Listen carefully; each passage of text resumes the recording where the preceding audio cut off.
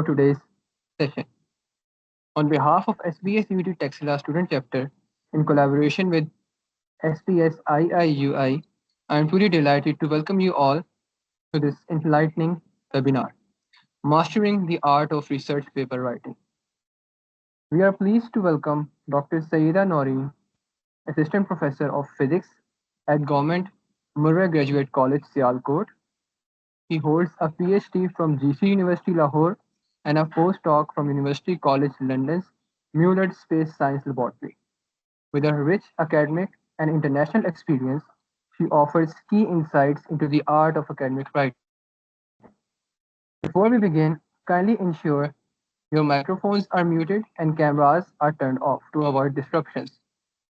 If you have any questions during the session, feel free to type them in the chat box or use the raise hand option during the Q&A session. Without further ado, let's dive right into the session. Over to you, ma'am Noreen. You may start. Okay, thank you very much. So first of all, thank you very much for introducing me and inviting me for this webinar. And I hope that today's webinar will be very helpful for you in your future career in order to pursue your future research work. I'm going to share my slides.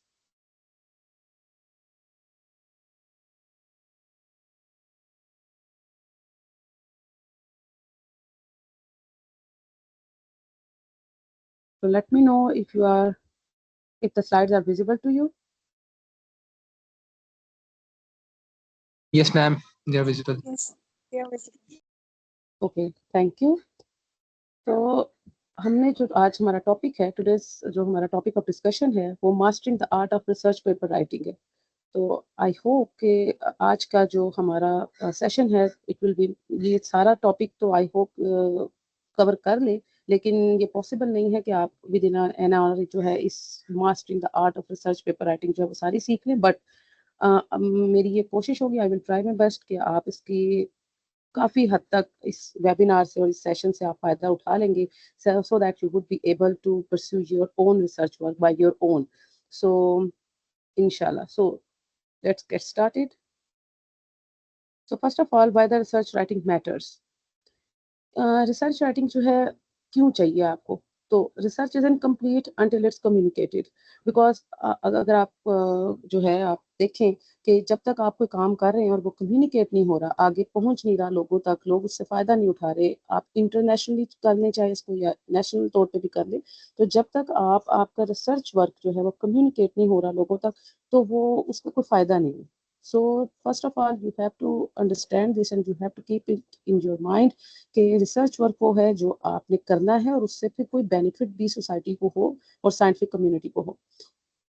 So well written research paper जो है उसमें आपने अपनी findings जो भी आपने काम किया उसको शेयर करना है, और उसका मकसद ये होना चाहिए कि आप ज़्यादा से ज़्यादा कोलैबोरेटर्स को अट्रैक्ट कर सकें, आप साइटेशंस आपके काम को मिल सकें, आप ग्रांट्स जो है उनको आप अवेल कर सकें, आपकी रिकग्निशन हो, आपके वर्क की रिकग्निशन हो. बेसिकली आपके वर्क की रिकग्निशन होगी, so it will be the recognition for your self also. Good writing जो है वो आपकी क्लियर थिंकिंग को रिफ्लेक्ट करता है. यानी आप अगर बहुत अच्छे आपकी जो थॉट्स हैं और आपका जो साइंटिफिक कमिटमेंट है और आप किस तरह से अपने वर्क को परस्यू करते हैं, आपकी जो अच्छी राइटिंग है वो आप रिफ्लेक्ट करेगी आपकी, बिल्कुल उसी तरह जैसे आपकी एक सीवी होती है जो आपकी पर्सनालिटी को रिफ्लेक्ट करती है. तो आपकी जो रिसर्च राइटिंग है वो आपकी साइंटिफिक कैपेबिलिटीज़ को और आपकी जो रिसर्च को लेके आपकी जो मोटिवेशन है और आपकी जो फर्दर गोल्स है उनको जो है वो रिफ्लेक्ट करती है. सो बिफोर यू राइट, आपने एक फाउंडेशन सेट करनी है, ये अपना एक आपने क्लियर प्रिसाइज और एक स्पेसिफिक रिसर्च क्वेश्चन अपने माइंड में, जाहिर सी बात है आपके सुपरवाइजर होंगे वो भी आपको हेल्प आउट करेंगे इस मामले में कि आपको कैसा रिसर्च क्वेश्चन लेना है. और रिसर्च क्वेश्चन मोस्टली वैसा होना चाहिए जो बहुत ज़्यादा इन हो इन आवर सोसाइटी. मतलब आजकल किस चीज़ पे ज़्यादा काम हो रहा है, क्या किस चीज़ को, अगर आप एस्ट्रो में हैं या आप थ्योरेटिकल वर्क में हैं या आप एक्सपेरिमेंटल वर्क को परस्यू कर रहे हैं, तो आपको पहले ये पता होना चाहिए कि कौन सा वर्क ऐसा है और कौन से उसमें मज़ीद अब तक कितनी फाइंडिंग्स हो चुकी हैं और फर्दर आगे उसमें कौन सी फाइंडिंग्स अभी होनी बाकी हैं जिसको आपको लेके चलना है आगे. ठीक है। तो उसके मुताल्लिक आपने एक रिसर्च क्वेश्चन जो है वो बिल्ड करना है। और मोस्टली ऐसा ही होता है, हमारे पाकिस्तान में तो ऐसा ही होता है कि हमें जो प्रीवियस हमारे सुपरवाइजर जो है वो रिसर्च क्वेश्चन खुद ही से बता देते हैं, हमें कुछ लिटरेचर देते हैं पढ़ने के लिए, हम उसको पढ़ते हैं और फिर उसी से रिसर्च क्वेश्चन जो है वो बिल्ड कर लेते हैं। और फिर वो कुछ 2-4, अगर आपका फर्स्ट पेपर है तो ज़ाहिर सी बात है आपको थोड़ा ज़्यादा लिटरेचर पढ़ना पड़ेगा, और आपने क्रिटिकली जो भी लिटरेचर 1 या 2 पेपर्स आपके सुपरवाइजर देते हैं या 2-3 पेपर्स, तो आप उनको क्रिटिकली रिव्यू करेंगे। बल्कि समटाइम्स ऐसा भी होता है कि आप उसको ना सिर्फ रिव्यू करते हैं, बल्कि आप उसको पूरा सॉल्व भी करने के लिए वो आपको देते हैं कि आप पूरे-पूरे रिसर्च पेपर्स पहले सॉल्व करें। ताकि आपको पता हो कि जो पिछला प्रीवियस काम आपने परस्यू करना है, जिसको आप आगे लेके चलना चाह रहे हैं, आप उसको सॉल्व किस तरीके से करना है, उसको उस पे कैसे-कैसे काम हो चुका है, मज़ीद अब आप उसको कैसे एक्सटेंड करेंगे। अच्छा, फिर उसमें आपने आइडेंटिफ़ाई करनी है कि क्या नॉलेज गैप्स है। जब आप वो पेपर सॉल्व करेंगे, तो ज़ाहिर-सी बात है आपको पता चल जाएगा कि उसमें कौन-कौन से नॉलेज गैप्स हैं, उसकी मेथोडोलॉजिकल स्ट्रेंथ्स क्या हैं, और आप उसमें क्या ऐड कर रहे हैं और कर सकते हैं। और फिर आप अपना डिफ़ाइन करेंगे टारगेट। आप पहले ही आपको टारगेट डिफ़ाइन करना है कि आपने क्या काम करना है, और फिर आपको ये भी पता होना चाहिए कि आप किस जर्नल के लिए वो काम कर रहे हैं। लेकिन अक्सर मोस्टली हमारे पास ऐसा होता है कि हमें नहीं पता होता कि किस जर्नल में, क्योंकि हम जिस जर्नल का सोचते हैं, मे बी उस जर्नल में वो एक्सेप्टेबल ना हो। तो आपको कम से कम 2 टू 3 जर्नल्स जो हैं वो अपने माइंड में रखने हैं। उसके लिए भी अब तो बहुत आसान हो गया, अब चैट जीपीटी है, आप उससे सर्च कर सकते हैं कि कौन-कौन से जर्नल्स आपसे आपके वर्क से रिलेटेड कौन-कौन से जर्नल्स हैं। और ये भी आप सर्च करेंगे साथ-साथ कि हाइब्रिड जर्नल्स कौन से हैं, क्योंकि हाइब्रिड जर्नल मीन्स कि जिसमें ओपन एक्सेस की ऑप्शन हो और साथ-साथ सब्सक्रिप्शन ऑप्शन भी हो। सब्सक्रिप्शन ऑप्शन क्या होती है, जो कि मैं मोस्टली प्रेफ़र करती हूँ, क्योंकि मैं एचईडी की साइड से हूँ, तो हमारे रिसर्च वर्क को नहीं किया जाता, स्पॉन्सर नहीं किया जाता। यूनिवर्सिटीज़ में स्पॉन्सर किया जाता है, लेकिन उसके लिए भी बहुत ज़्यादा काम करना पड़ता है। तो ज़्यादातर लोग यही प्रेफ़र करते हैं पाकिस्तान में कि हम ओपन एक्सेस की बजाय सब्सक्रिप्शन जर्नल्स लें। उसमें ये होता है कि आपने जो काम किया है, आप उसको बस पब्लिश करेंगे, अगर वो एक्सेप्ट हो गया तो वो पब्लिश हो जाएगा, और फिर जो कोई उस काम को देखना चाहेगा, वो उसके लिए यूनिवर्सिटी एक्सेस के थ्रू या उसको पे करके वो आपका आर्टिकल जो है वो वहाँ से ले सकता है जर्नल से। तो ये आपने पहले से सोच के रखना है कि सबसे पहले आपकी रिसर्च स्टेटमेंट या प्रॉब्लम क्वेश्चन या आपने जो रिसर्च क्वेश्चन है वो देख लेना है कि आपने कौन-सा रिसर्च क्वेश्चन, फिर उससे मतलब 2-3 आर्टिकल्स, कम से कम 2-3 आर्टिकल्स आपने देखने हैं कि किन-किन ने रिसेंटली, और हाँ, ज़्यादा प्रीवियस बहुत पास्ट आर्टिकल्स आपने नहीं कंसीडर करने, रिसेंट आर्टिकल्स आपने लेने हैं। अब आजकल ये जर्नल्स का क्राइटेरिया बन चुका है कि आपने बहुत ज़्यादा प्रीवियस वर्क अब नहीं लेना। आपने बिल्कुल ही 10 विदिन 10 ईयर्स जो काम हुआ हुआ है, उसको आपने लेके चलना है, और जिस रिसर्च क्वेश्चन को आप लेके आगे लेके चल रहे हैं, उसको तो बेसिकली होना ही 1 और 2 ईयर्स, उससे पुराना काम नहीं होना चाहिए, ठीक है? तो आपने जब वो रिसर्च क्वेश्चन सोच लिया, फिर आपने उसका लिटरेचर भी पढ़ लिया, फिर आप उसके जब आप लिटरेचर को सॉल्व करेंगे, तो आपको उसके नॉलेज गैप्स भी मिल जाएँगे, मेथोडोलॉजिकल स्ट्रेंथ्स भी पता चल जाएँगी, और ये भी पता चल जाएगा कि उसके कंक्लूजन सेक्शन से कि उसने कहाँ तक काम किया और आपने उसको मज़ीद फर्दर कहाँ परस्यू करना है। और फिर किस जर्नल में आप उसको सेंड करना चाहते हैं, ये सारी चीज़ें आपने अर्ली बिफोर पब्लिकेशन ये सारी चीज़ें आपके माइंड में होनी चाहिए। उसके बाद structure of a standard research paper कैसे, आईएमआरडी फॉर्मेट हम यूज़ करते हैं मोस्टली। आईएमआरडी फॉर्मेट क्या है? Introduction, methods, results and discussion. अच्छा, इसमें रिजल्ट्स एंड डिस्कशन आ गया है, डिस्कशन के बाद कंक्लूजन्स भी अब हम ऐड करते हैं कंक्लूजन, क्योंकि ये कंक्लूजन का जस्ट एक पैराग्राफ होता है, लेकिन वो कंक्लूजन सेक्शन ये बता देता है कि आपका जो काम है वो अब मज़ीद अगर कोई आगे परस्यू करना चाहे, उसे एक्सटेंड करना चाहे, तो वो कैसे उसे एक्सटेंड कर सकता है। तो वो कंक्लूजन सेक्शन में आप जो है वो डिफाइन करते हैं। अच्छा, उसके अलावा टाइटल, एब्स्ट्रैक्ट और कीवर्ड्स ये आपने ऐड करना होता है बिफोर इंट्रोडक्शन। यानी इंट्रोडक्शन से पहले आपको टाइटल और एक एब्स्ट्रैक्ट और कीवर्ड्स, और ये बहुत मेन पोर्शन होते हैं आपके पेपर के, क्योंकि जिसने भी फर्स्ट टाइम आपके पेपर को देखना है, उसने सबसे पहले टाइटल पढ़ना है और फिर एब्स्ट्रैक्ट से उसको देख लेना है। उसने देखना है कि एब्स्ट्रैक्ट में आपने जो कुछ भी लिखा होगा कि क्या-क्या काम आप कर चुके हैं इसके ऊपर और क्या-क्या काम आप कर सकते हैं, वो सारा एब्स्ट्रैक्ट में मेंशन होगा। उसकी सिग्निफिकेंस भी मेंशन होगी, उसकी मेथोडोलॉजी भी अस्सलाम मेंशन वालेकुम। होगी। मैम, जी, sorry to cut you off. सबको सिर्फ टाइटल पेज शो हो रहा है, वो चेंज नहीं हो रही स्लाइड्स। स्लाइड्स नहीं चेंज होते हैं।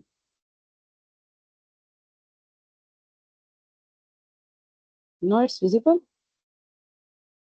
हाँ जी, नाउ इट्स विजिबल। फिर इसका मतलब अब स्लाइड शो पे नहीं शो कर रहा ना।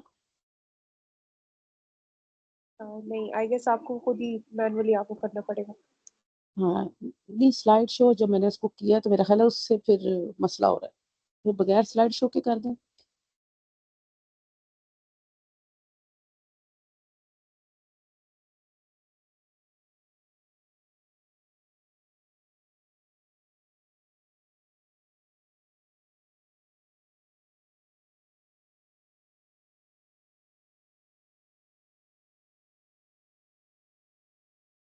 अब चेंज हो रही है स्लाइड्स?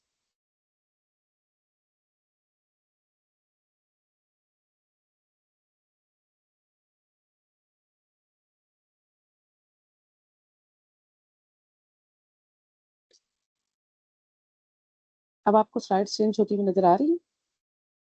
आपने 4th स्लाइड खोली हुई है ना अभी? हाँ, अब मैं बताती हूँ आपको। Structure of a standard research paper, ये आपको नजर आ रहा है? It's visible to you? हाँ जी, हाँ जी, इट्स visible।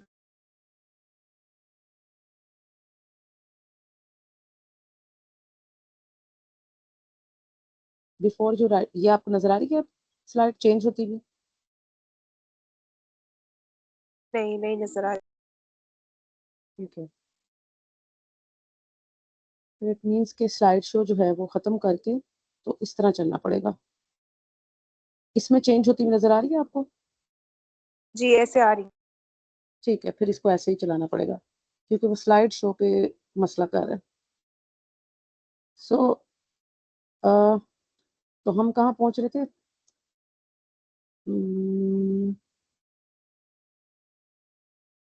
यहाँ स्ट्रक्चर पे थे हम। तो structure of a standard research paper जो है IMRD फॉर्मेट मैंने आपको बताया था, और IMRD फॉर्मेट में जैसे मैंने आपको कहा कि टाइट जो है introduction, method, results and discussion, ये फॉर्मेट यूज करते हैं।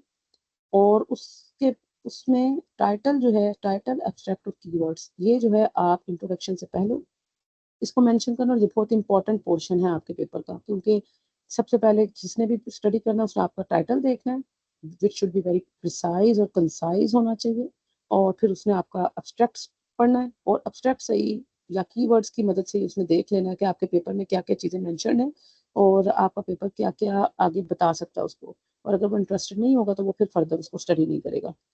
सो हमारे पास जो है वो इस IMRD फॉर्मेट में टाइटल, एब्स्ट्रैक्ट और कीवर्ड्स जो हैं वो हमने पुट करने होते हैं इंट्रोडक्शन से पहले, और डिस्कशन के बाद conclusion, appendix, acknowledgements and references. अच्छा, कंक्लूजन इसमें अब मस्ट हो गया, अब तकरीबन जितने भी जर्नल्स हैं डिस्कशन के बाद कंक्लूजन लिखना उसमें ज़रूरी है, क्योंकि अगर आप कंक्लूजन नहीं लिखेंगे तो आपको वो आगे बता नहीं सकते। आप उसमें कंक्लूजन में ही आपने बताना होता है कि how how any other person can extend your work, वो उसको किस तरह से एक्सटेंड कर सकता है, अप टू विच एक्सटेंट वो उसको एक्सटेंड कर सकता है, उसके क्या सिग्निफिकेंसेस हैं।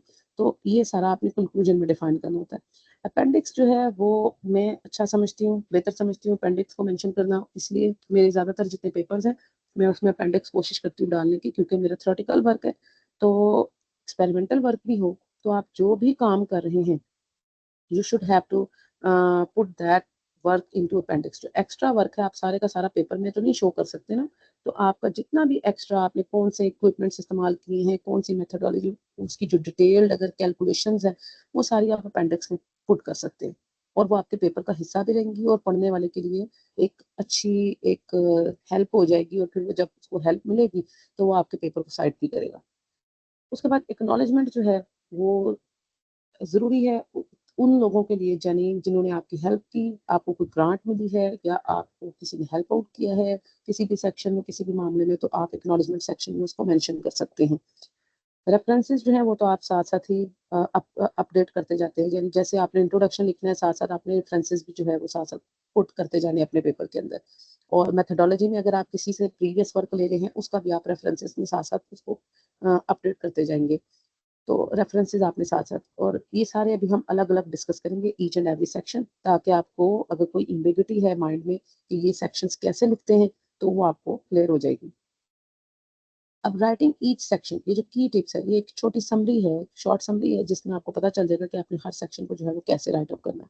तो जैसे टाइटल एंड एब्स्ट्रैक्ट है, इनको शॉर्ट, प्रिसाइज एंड इंफॉर्मेटिव होना चाहिए। ठीक है, यानी आपका जो टाइटल है वो ना ही बहुत ज्यादा लॉन्ग होना चाहिए ना बहुत ज्यादा शॉर्ट होना चाहिए, नॉर्मल सी उसकी रेंज होनी चाहिए और उसको प्रिसाइज और इन्फॉर्म, यानी आपका जो भी काम आप कर रहे हैं, आपका पेपर की पूरी एक उसको डिफाइन कर दे वो कि ये आपने पेपर में ये काम किया है। ठीक है, तो उस तरह का आपने टाइटल और एब्स्ट्रैक्ट भी एक short summary of the paper है। ठीक है, तो आपने ये टाइटल और एब्स्ट्रैक्ट जब लिखना है तो उसको शॉर्टली प्रिसाइजली आपने डिस्क्राइब करना है ताकि आपके पेपर की वर्थ जो है वो बरकरार है। फिर उसमें इंट्रोडक्शन जो है आपने अपनी प्रॉब्लम को डिफाइन करना है, अपने ऑब्जेक्टिव्स को डिफाइन करना है और मेथोडोलॉजी में आपको क्या होना चाहिए, मेथोडोलॉजी भी कह लेते हैं इस सेक्शन को, थर्ड वाले सेक्शन को, फॉर्मलिज्म भी कह सकते हैं आप इसको, मेथड्स भी कह सकते हैं आप इसको, कोई भी नाम। और ये ऐसा होना चाहिए जिसमें रिप्रोड्यूसेबल और ट्रांसपेरेंट हो। रिप्रोड्यूसेबल एंड ट्रांसपेरेंट का मतलब है कि आपका जो काम है कोई और इंसान अगर उसको एक्सटेंड करना चाहे तो वो उसको रिप्रोड्यूस कर सके, या अगर आपके काम को कोई करके देखना चाहिए, जैसे मैंने शुरू में आपको कहा कि आपके सुपरवाइजर आपको 2-3 पेपर्स दे देते हैं कि इनको आपने सॉल्व करना है। तो जब आपको सॉल्व करने के लिए जो पेपर मिलते हैं, अगर उनमें कोई गलती होगी तो वो आपको पता लग जाएगी। इसलिए आपने अपना काम इस तरीके से प्रेजेंट करना है कि आपके काम में कोई एम्बिग्यूटी, कोई गलती, कोई जो है इनकरेक्ट चीज, गलती का मकान कम से कम आप कोई रखना है आपने, ताकि वो रिप्रोड्यूसेबल इजीली कोई भी अगर उसको करना चाहे तो उसको रिप्रोड्यूस कर सके। और ट्रांसपेरेंट का मतलब है कि जितना ज्यादा क्लियर कट आप पता चलना चाहिए कि इस स्टेप के बाद ये वाला स्टेप आ रहा है, उसके बाद ये वाला, तो एक कंटिन्यूटी में काम होना चाहिए। रिजल्ट्स जो हैं उनमें आप फिगर्स और टेबल्स को यूज करते हैं, डिस्कशन में आप इंटरप्रेट करते हैं, जो भी फिगर्स और टेबल्स आप रिजल्ट सेक्शन में जो है वो इंट्रोड्यूस कराते हैं, उसको फिर आप इंटरप्रेट करते हैं, उसको पिछले प्रीवियस वर्क के साथ कंपेयर भी करते हैं, फिर उसके हाईलाइट आप उसका सिग्निफिकेंस भी निकालते हैं कि क्या क्या फायदे हैं, और कंक्लूजन में आप जस्ट फोकस करते हैं कि आपके काम से क्या क्या काम मजीद फ्यूचर में किया जा सकता है, क्या टेक अवेज है और क्या फ्यूचर डायरेक्शन है, वो आप कंक्लूजन सेक्शन में जो है वो डिस्क्राइब करते हैं। तो सबसे पहले जैसे मैंने कहा कि हर सेक्शन को जरा हम एक दफा देख लेते हैं, ताकि अगर आपके माइंड में कोई क्वेश्चन हो कि टाइटल किस तरह का होना चाहिए, एब्स्ट्रैक्ट कैसा होना चाहिए, तो वो आपको क्लियर हो जाए इसमें।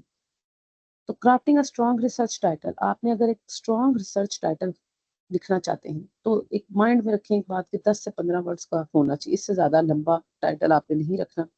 और वो इतना कंसाइज और इंफॉर्मेटिव, प्रिसाइज और कंसाइज के साथ इंफॉर्मेटिव होना चाहिए कि आप जो भी काम कर रहे हैं वो उसके अंदर वो सारा आ जाए। जैसे मेरा भी रिसेंट एक पेपर था, तो हम उस पे ये था कि एम स्टार की जो energy transfer within the M star from chromosphere to the corona of M star, क्योंकि पूरे का पूरा उसमें डिस्क्राइब नहीं था, just energy transfer within M star. तो इस तरीके से बाकी उसकी जो डिटेल है वो आप अपने पेपर में बता दें, लेकिन आपने अपने पेपर जो टाइटल है वो ऐसा है कि आप पता चल जाए कि आपके पेपर में आप क्या चीज जो है मेनली आप उसको स्टडी कर रहे हैं। और ये कुछ वर्ड्स हैं जिनको आपने अवॉइड करना है टाइटल में। आपने कभी भी a study, the study, an investigation, research on, observations of, the effect of, ये जो प्रपोजिशंस हैं और इस तरह के वर्ड्स हैं, ये आपने अपने टाइटल में यूज नहीं करने, क्योंकि ये इस तरह के वर्ड्स ज्यादातर आप अपने ना अपने सेंटेंस को इलोंगेट करने के लिए यूज करते हैं। तो हमें तो पहले ही अपना टाइटल बड़ा कंसाइज चाहिए, तो हम उसको इलोंगेट नहीं करना चाहते, इसलिए हम उससे पहले ये प्रपोजिशंस और इस तरह की चीजें हम अवॉइड करते हैं, ताकि हमारा जो टाइटल है वो बहुत ज्यादा लेंथी ना हो। ठीक है, आई होप ये आपको टाइटल तक की जो है वो समझ आ गई कि टाइटल आपने कैसे लेने। तो टाइटल आपने 10 to 15 वर्ड्स का, पहला ही शॉर्ट, प्रिसाइज, लेकिन इंफॉर्मेटिव, और आ एन ये इस तरह के प्रपोजिशन वर्ड्स आपने अवॉइड करने से। उसके बाद how to write an abstract, एक अच्छा एब्स्ट्रैक्ट अब आप लिखना चाह रहे हैं, आपने टाइटल देख लिया, आपने एब्स्ट्रैक्ट अब लिखना है। तो एब्स्ट्रैक्ट लिखने, एब्स्ट्रैक्ट जो है वो कैसा होना चाहिए आपके पेपर का। एब्स्ट्रैक्ट में जैसे पहले का एक कंसाइज समरी है आपके पूरे पेपर की, एक पैराग्राफ का एब्स्ट्रैक्ट होता है यूजुअली। तो वो आपके रीडर को बताता है कि आप व्हाट यू स्टडी, आपने क्या पहले पढ़ा है, why it matters, how you did it, आपने इसको कैसे किया, व्हाट यू फाउंड, आपने उसको कैसा, आपने क्या उसमें से आपने निकाले आउटपुट्स, और व्हाट इट मीन्स, और उन आउटपुट्स के आगे सिग्निफिकेंस क्या है रिसर्च कम्युनिटी में या साइंटिफिक कम्युनिटी में, या आगे फर्दर आपकी उसके क्या आउटपुट्स हैं। अच्छा, फिर उसके बाद ज्यादातर ये जो मैंने आपको बताए हैं, these are the types of abstract जो हम यूज करते हैं, डिस्क्रिप्टिव है, इंफॉर्मेटिव है, क्रिटिकल है और स्ट्रक्चर्ड है। इनमें से इंफॉर्मेटिव जो मैंने हाईलाइट किया ब्लू कलर से, ये ज्यादातर इस्तेमाल किया जाता है, ये हम पसंद किया जाता है साइंटिफिक कम्युनिटी में। ये 150 से 250 वर्ड्स का होता है, ना ही ज्यादा छोटा है ना ही बहुत ज्यादा बड़ा होता है ये।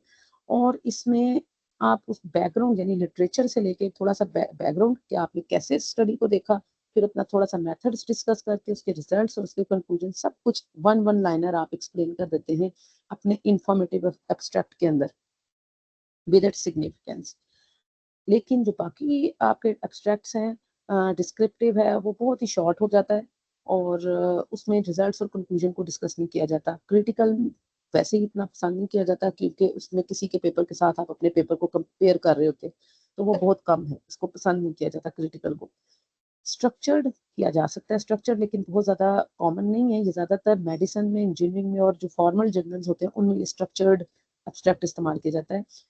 इसमें क्या होता है कि यही चीज़ें जो आपने इंफॉर्मेटिव में बता रहे हैं, जैसे बैकग्राउंड है, मेथड है, रिजल्ट्स, कंक्लूजन, इनको हेडिंग्स के साथ, जैसे पेपर के अंदर हेडिंग्स आप देते हैं, उसी तरह हेडिंग्स के साथ आप अपने स्ट्रक्चर्ड जो एब्स्ट्रैक्ट है उसके अंदर उसको मेंशन करते हैं एब्स्ट्रैक्ट को, यानी एब्स्ट्रैक्ट के अंदर भी हेडिंग्स बन जाती है।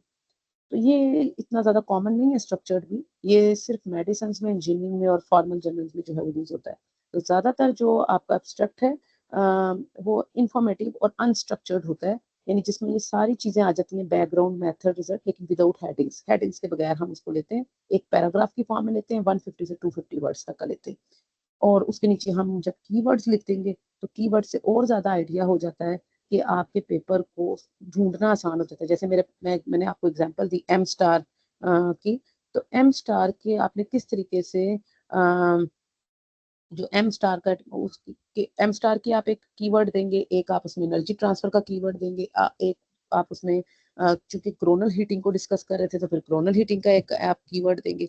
तो इस तरह से मैक्सिमम 4 to 5 कीवर्ड्स जो हैं वो आप अपने एब्स्ट्रैक्ट के एंड पे दे सकते हैं, जिससे अगर कोई आपके पेपर को सर्च करना चाहेगा तो वो आसानी से सर्च कर सकता है उन कीवर्ड्स को। जो भी एम स्टार डालेगा गूगल सर्च के ऊपर तो उसको आपका पेपर भी नजर आएगा। फिर जो भी वो डालेगा, क्रोनल हीटिंग डालेगा इन एम स्टार्स, तो उसको भी आपका पेपर सर्च में मिल जाएगा। तो वो कीवर्ड्स का ये फायदा होता है। उसके बाद how to write an effective introduction. Effective introduction एक बहुत ज़्यादा, ये भी एक इम्पॉर्टेंट पार्ट है आपके रिसर्च पेपर का, कि तकरीबन 10 से 15% आपका पेपर होता है। यानी अगर आपका पेपर जो है वो तकरीबन कोई 8-10 सफ़े का है, तो ये 10 सफ़ों में से जो 1-2 सफ़ा, यानी 1 और 2 पेजेस जो है वो आपके चले जाते हैं इंट्रोडक्शन में। लेकिन अगर आपका कॉलम वाइज पेपर है, यानी जिस तरह अगर कॉलम की फॉर्म में आ रहा है, तो फिर ये 2 कॉलम्स, मैक्सिमम 3 कॉलम्स तक जाता है, वो भी बहुत कम। मैक्स जो यूजुअली ये 2 कॉलम्स तक होता है इंट्रोडक्शन। अच्छा, उसके बाद उन्होंने इसको आपने ब्रॉड वे से स्टार्ट करना है और नैरो डाउन करना है, अपने अपने रिसर्च गैप की तरफ आना है। अब ब्रॉड वे क्या है, ब्रॉड कंटेक्स्ट क्या है, कि अगर मैं कह रही हूँ कि मेरा जो रिसर्च पेपर है वो एम स्टार एटमॉस्फेयर के अंदर है, यानी energy transfer within M star, तो energy transfer within M star, तो एम स्टार में एक मेन प्रोटैगनिस्ट है मेरा पेपर का। तो मैंने सबसे पहले जो है वो एम स्टार के बारे में स्टार्ट कर देनी है बात, कि एम स्टार में ये है, वो है, उसकी जितनी भी क्वालिटीज हैं, कि वो एक ऐसा कि जो है एक कोल्ड स्टार है, एक सन के मुकाबले में उसका मैस कम है, ये बहुत ही लीस्ट मैसिव स्टार है, मतलब जो भी उसकी क्वालिटीज हैं, उसका टेम्परेचर रेंज क्या है, उसकी मैग्नेटिक फील्ड क्या है, उसके अंदर जितनी भी प्लाज्मा प्रॉपर्टीज होती हैं, टेम्परेचर, मैग्नेटिक फील्ड, और जो उसकी डेंसिटी क्या है, डेंसिटी रेंज क्या है, वो सारा कुछ एम स्टार के बारे में आपने बताना है। फिर उस एम स्टार उसके बाद में जो भी आपका सेकंड पैराग्राफ क्या होगा, ज्यादातर 3 पैराग्राफ तक जाते हैं आप इसमें। सेकंड पैराग्राफ होगा कि अब आपने एनर्जी ट्रांसफर उसमें स्टडी करनी है। तो एनर्जी ट्रांसफर आपने कैसे स्टडी करनी है, पहले किस किस ने स्टडी की हुई, लिटरेचर बताएंगे हम, किस किस ने उसमें कहाँ कहाँ तक स्टडीज की हुई, और अब आप मजीद उसमें क्या स्टडी करना चाह रहे हैं। तो थर्ड पैराग्राफ जो है, ये सेकंड पैराग्राफ में लिटरेचर किस किस ने उसके ऊपर स्टडी की हुई है और कहाँ कहाँ तक स्टडी की हुई है।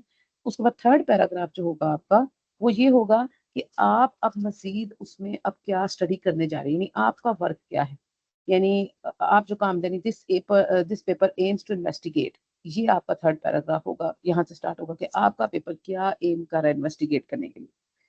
ठीक है, तो ये 3 पैराग्राफ्स बन जाते हैं। पहला जो है वो मेन इंट्रोडक्शन, जिसके ऊपर काम आप करें उसका। सेकंड पैराग्राफ बन जाएगा जो लिटरेचर उसके बारे में है, जिसने उसके ऊपर काम किया, कहाँ किस किस सन में क्या क्या, वो सारा वो आ जाएगा। और थर्ड पैराग्राफ में कि आप अब उसके ऊपर मजीद क्या काम करने जा रहे हैं, ये उसका थर्ड पैराग्राफ होता है इंट्रोडक्शन का। इसमें जो फाइनल टिप्स मैं आपको दूंगी वो ये है कि आपने बड़ा ही स्पेसिफिक हो, लेकिन स्पेसिफिक के साथ साथ कंसाइज भी रहना है। Avoid jargon when possible, jargon मतलब टेक्निकल टर्म्स कम से कम इस्तेमाल करें। हाँ, ये मैं आपको मशवरा दूंगी एब्स्ट्रैक्ट के लिए भी और आपके टाइटल के लिए भी, कि कोशिश करें एब्स्ट्रैक्ट के अंदर भी जो टेक्निकल टर्म्स हैं, लाइक आप एब्स्ट्रैक्ट में कम से कम सिंबल्स का इस्तेमाल करें, कम से कम एब्रीवेशंस का इस्तेमाल करें, फुल फॉर्म्स इस्तेमाल करें एब्स्ट्रैक्ट के अंदर। यानी जैसे मेरा दूसरा पेपर जो भी था वो हाई फ्रिक्वेंसी अल्फन वेव्स था, तो हाई फ्रिक्वेंसी अल्फन वेव्स में मैं वो सारी जो एकदम से उसको HFAW नहीं करके लिख सकती, यानी मैं अगर उसको शॉर्ट फॉर्म बनाना चाह रही हूँ कि मैं हर जगह high frequency Alfven wave, high frequency Alfven wave ऐसे ना लिखूं, तो फिर मैं पहले उसको अपने इंट्रोडक्शन में उसको एक दफा उसको एक्सप्लेन कर दूंगी, उसकी एब्रीवेशन एक दे दूंगी, और फिर बाकी पेपर में वही एब्रीवेशन इस्तेमाल करूंगी। लेकिन ये आप अब्स्ट्रैक्ट में नहीं करेंगे, कोई सिंबल्स कोशिश करें ना इस्तेमाल करें, कोई टेक्निकल टर्म्स ना इस्तेमाल करें, ना टाइटल में इस तरह की कोई सिंबल्स या कोई शॉर्ट फॉर्म्स और टेक्निकल इस तरह की टर्म्स को अवॉइड करें इन टाइटल एंड एब्स्ट्रैक्ट। जो भी टेक्निकल टर्म आपने इस्तेमाल करनी इंट्रोडक्शन में आप उसको कर सकते हैं, लेकिन वो भी जरा नॉर्मल, पहले आप उसको डिस्क्राइब करें और फिर ताकि आप मजीद आगे उसको जाके मेथोडोलॉजी में यूज कर सकते हैं। जो टेक्निकल टर्म्स हैं उनको मेथोडोलॉजी में यूज करें, ठीक है, ताकि जो आम बंदा भी आपका पेपर पढ़ रहा है, जिसने सिर्फ अब्स्ट्रैक्ट पढ़ना है या जो आपका टाइटल पढ़ा है या जो आपका इंट्रोडक्शन पढ़ा है, तो वो शुरू से ही, वरना अगर देखेगा इतनी टेक्निकलिटीज तो फिर वो कंफ्यूज हो जाएगा। तो आपने उसको कंफ्यूज नहीं करना, रीडर को आपने उसके लिए आसानी करनी है। तो टेक्निकलिटीज आप आगे के लिए रखें, जो आगे आप काम करेंगे मेथोडोलॉजी में, उधर आप टेक्निकलिटीज को इस्तेमाल करें। डोंट इंक्लूड रिजल्ट्स और कंक्लूजन, आपने रिजल्ट्स और कंक्लूजन इंट्रोडक्शन में शामिल नहीं करने। इंट्रोडक्शन में आपने जस्ट अपनी प्रॉब्लम स्टेटमेंट तक आना है, यानी आपने बताया कि ये एम स्टार है, इसके ऊपर इतने लोगों ने, सेकंड पैराग्राफ में इतने इतने लोगों ने इस पे काम किया है, थर्ड पैराग्राफ में मैं अब इसको इस तरह से इन्वेस्टिगेट करने जा रही हूँ, ये मेरी प्रॉब्लम स्टेटमेंट है। बस आपने उसको मजीद रिजल्ट्स और कंक्लूजन उसके अंदर डिस्क्राइब नहीं करना उसका, क्योंकि रिजल्ट्स और कंक्लूजन आप याद रखें कि आपकी मेथोडोलॉजी के बाद आएंगे। तो आपने मेथोडोलॉजी से पहले रिजल्ट्स और कंक्लूजन को डिस्क्राइब नहीं कर देना इंट्रोडक्शन में। फिर फोर्थ पैराग्राफ भी हो सकता है, और वो होता है रोड मैप सेंटेंसेस के साथ ना, फोर्थ पैराग्राफ होता है, लेकिन अब ये मोस्ट ऑफ द जर्नल्स अब इस रोड मैप सेंटेंसेस को अवॉइड करते हैं। तो वो आप लिख देंगे तो कोई हर्ज नहीं, अगर वो आपको कहें कि इसको आप हटा दें तो आप उसको हटा सकते हैं फोर्थ पैराग्राफ को। और वो ऐसा होता है कि the paper is organized as follows.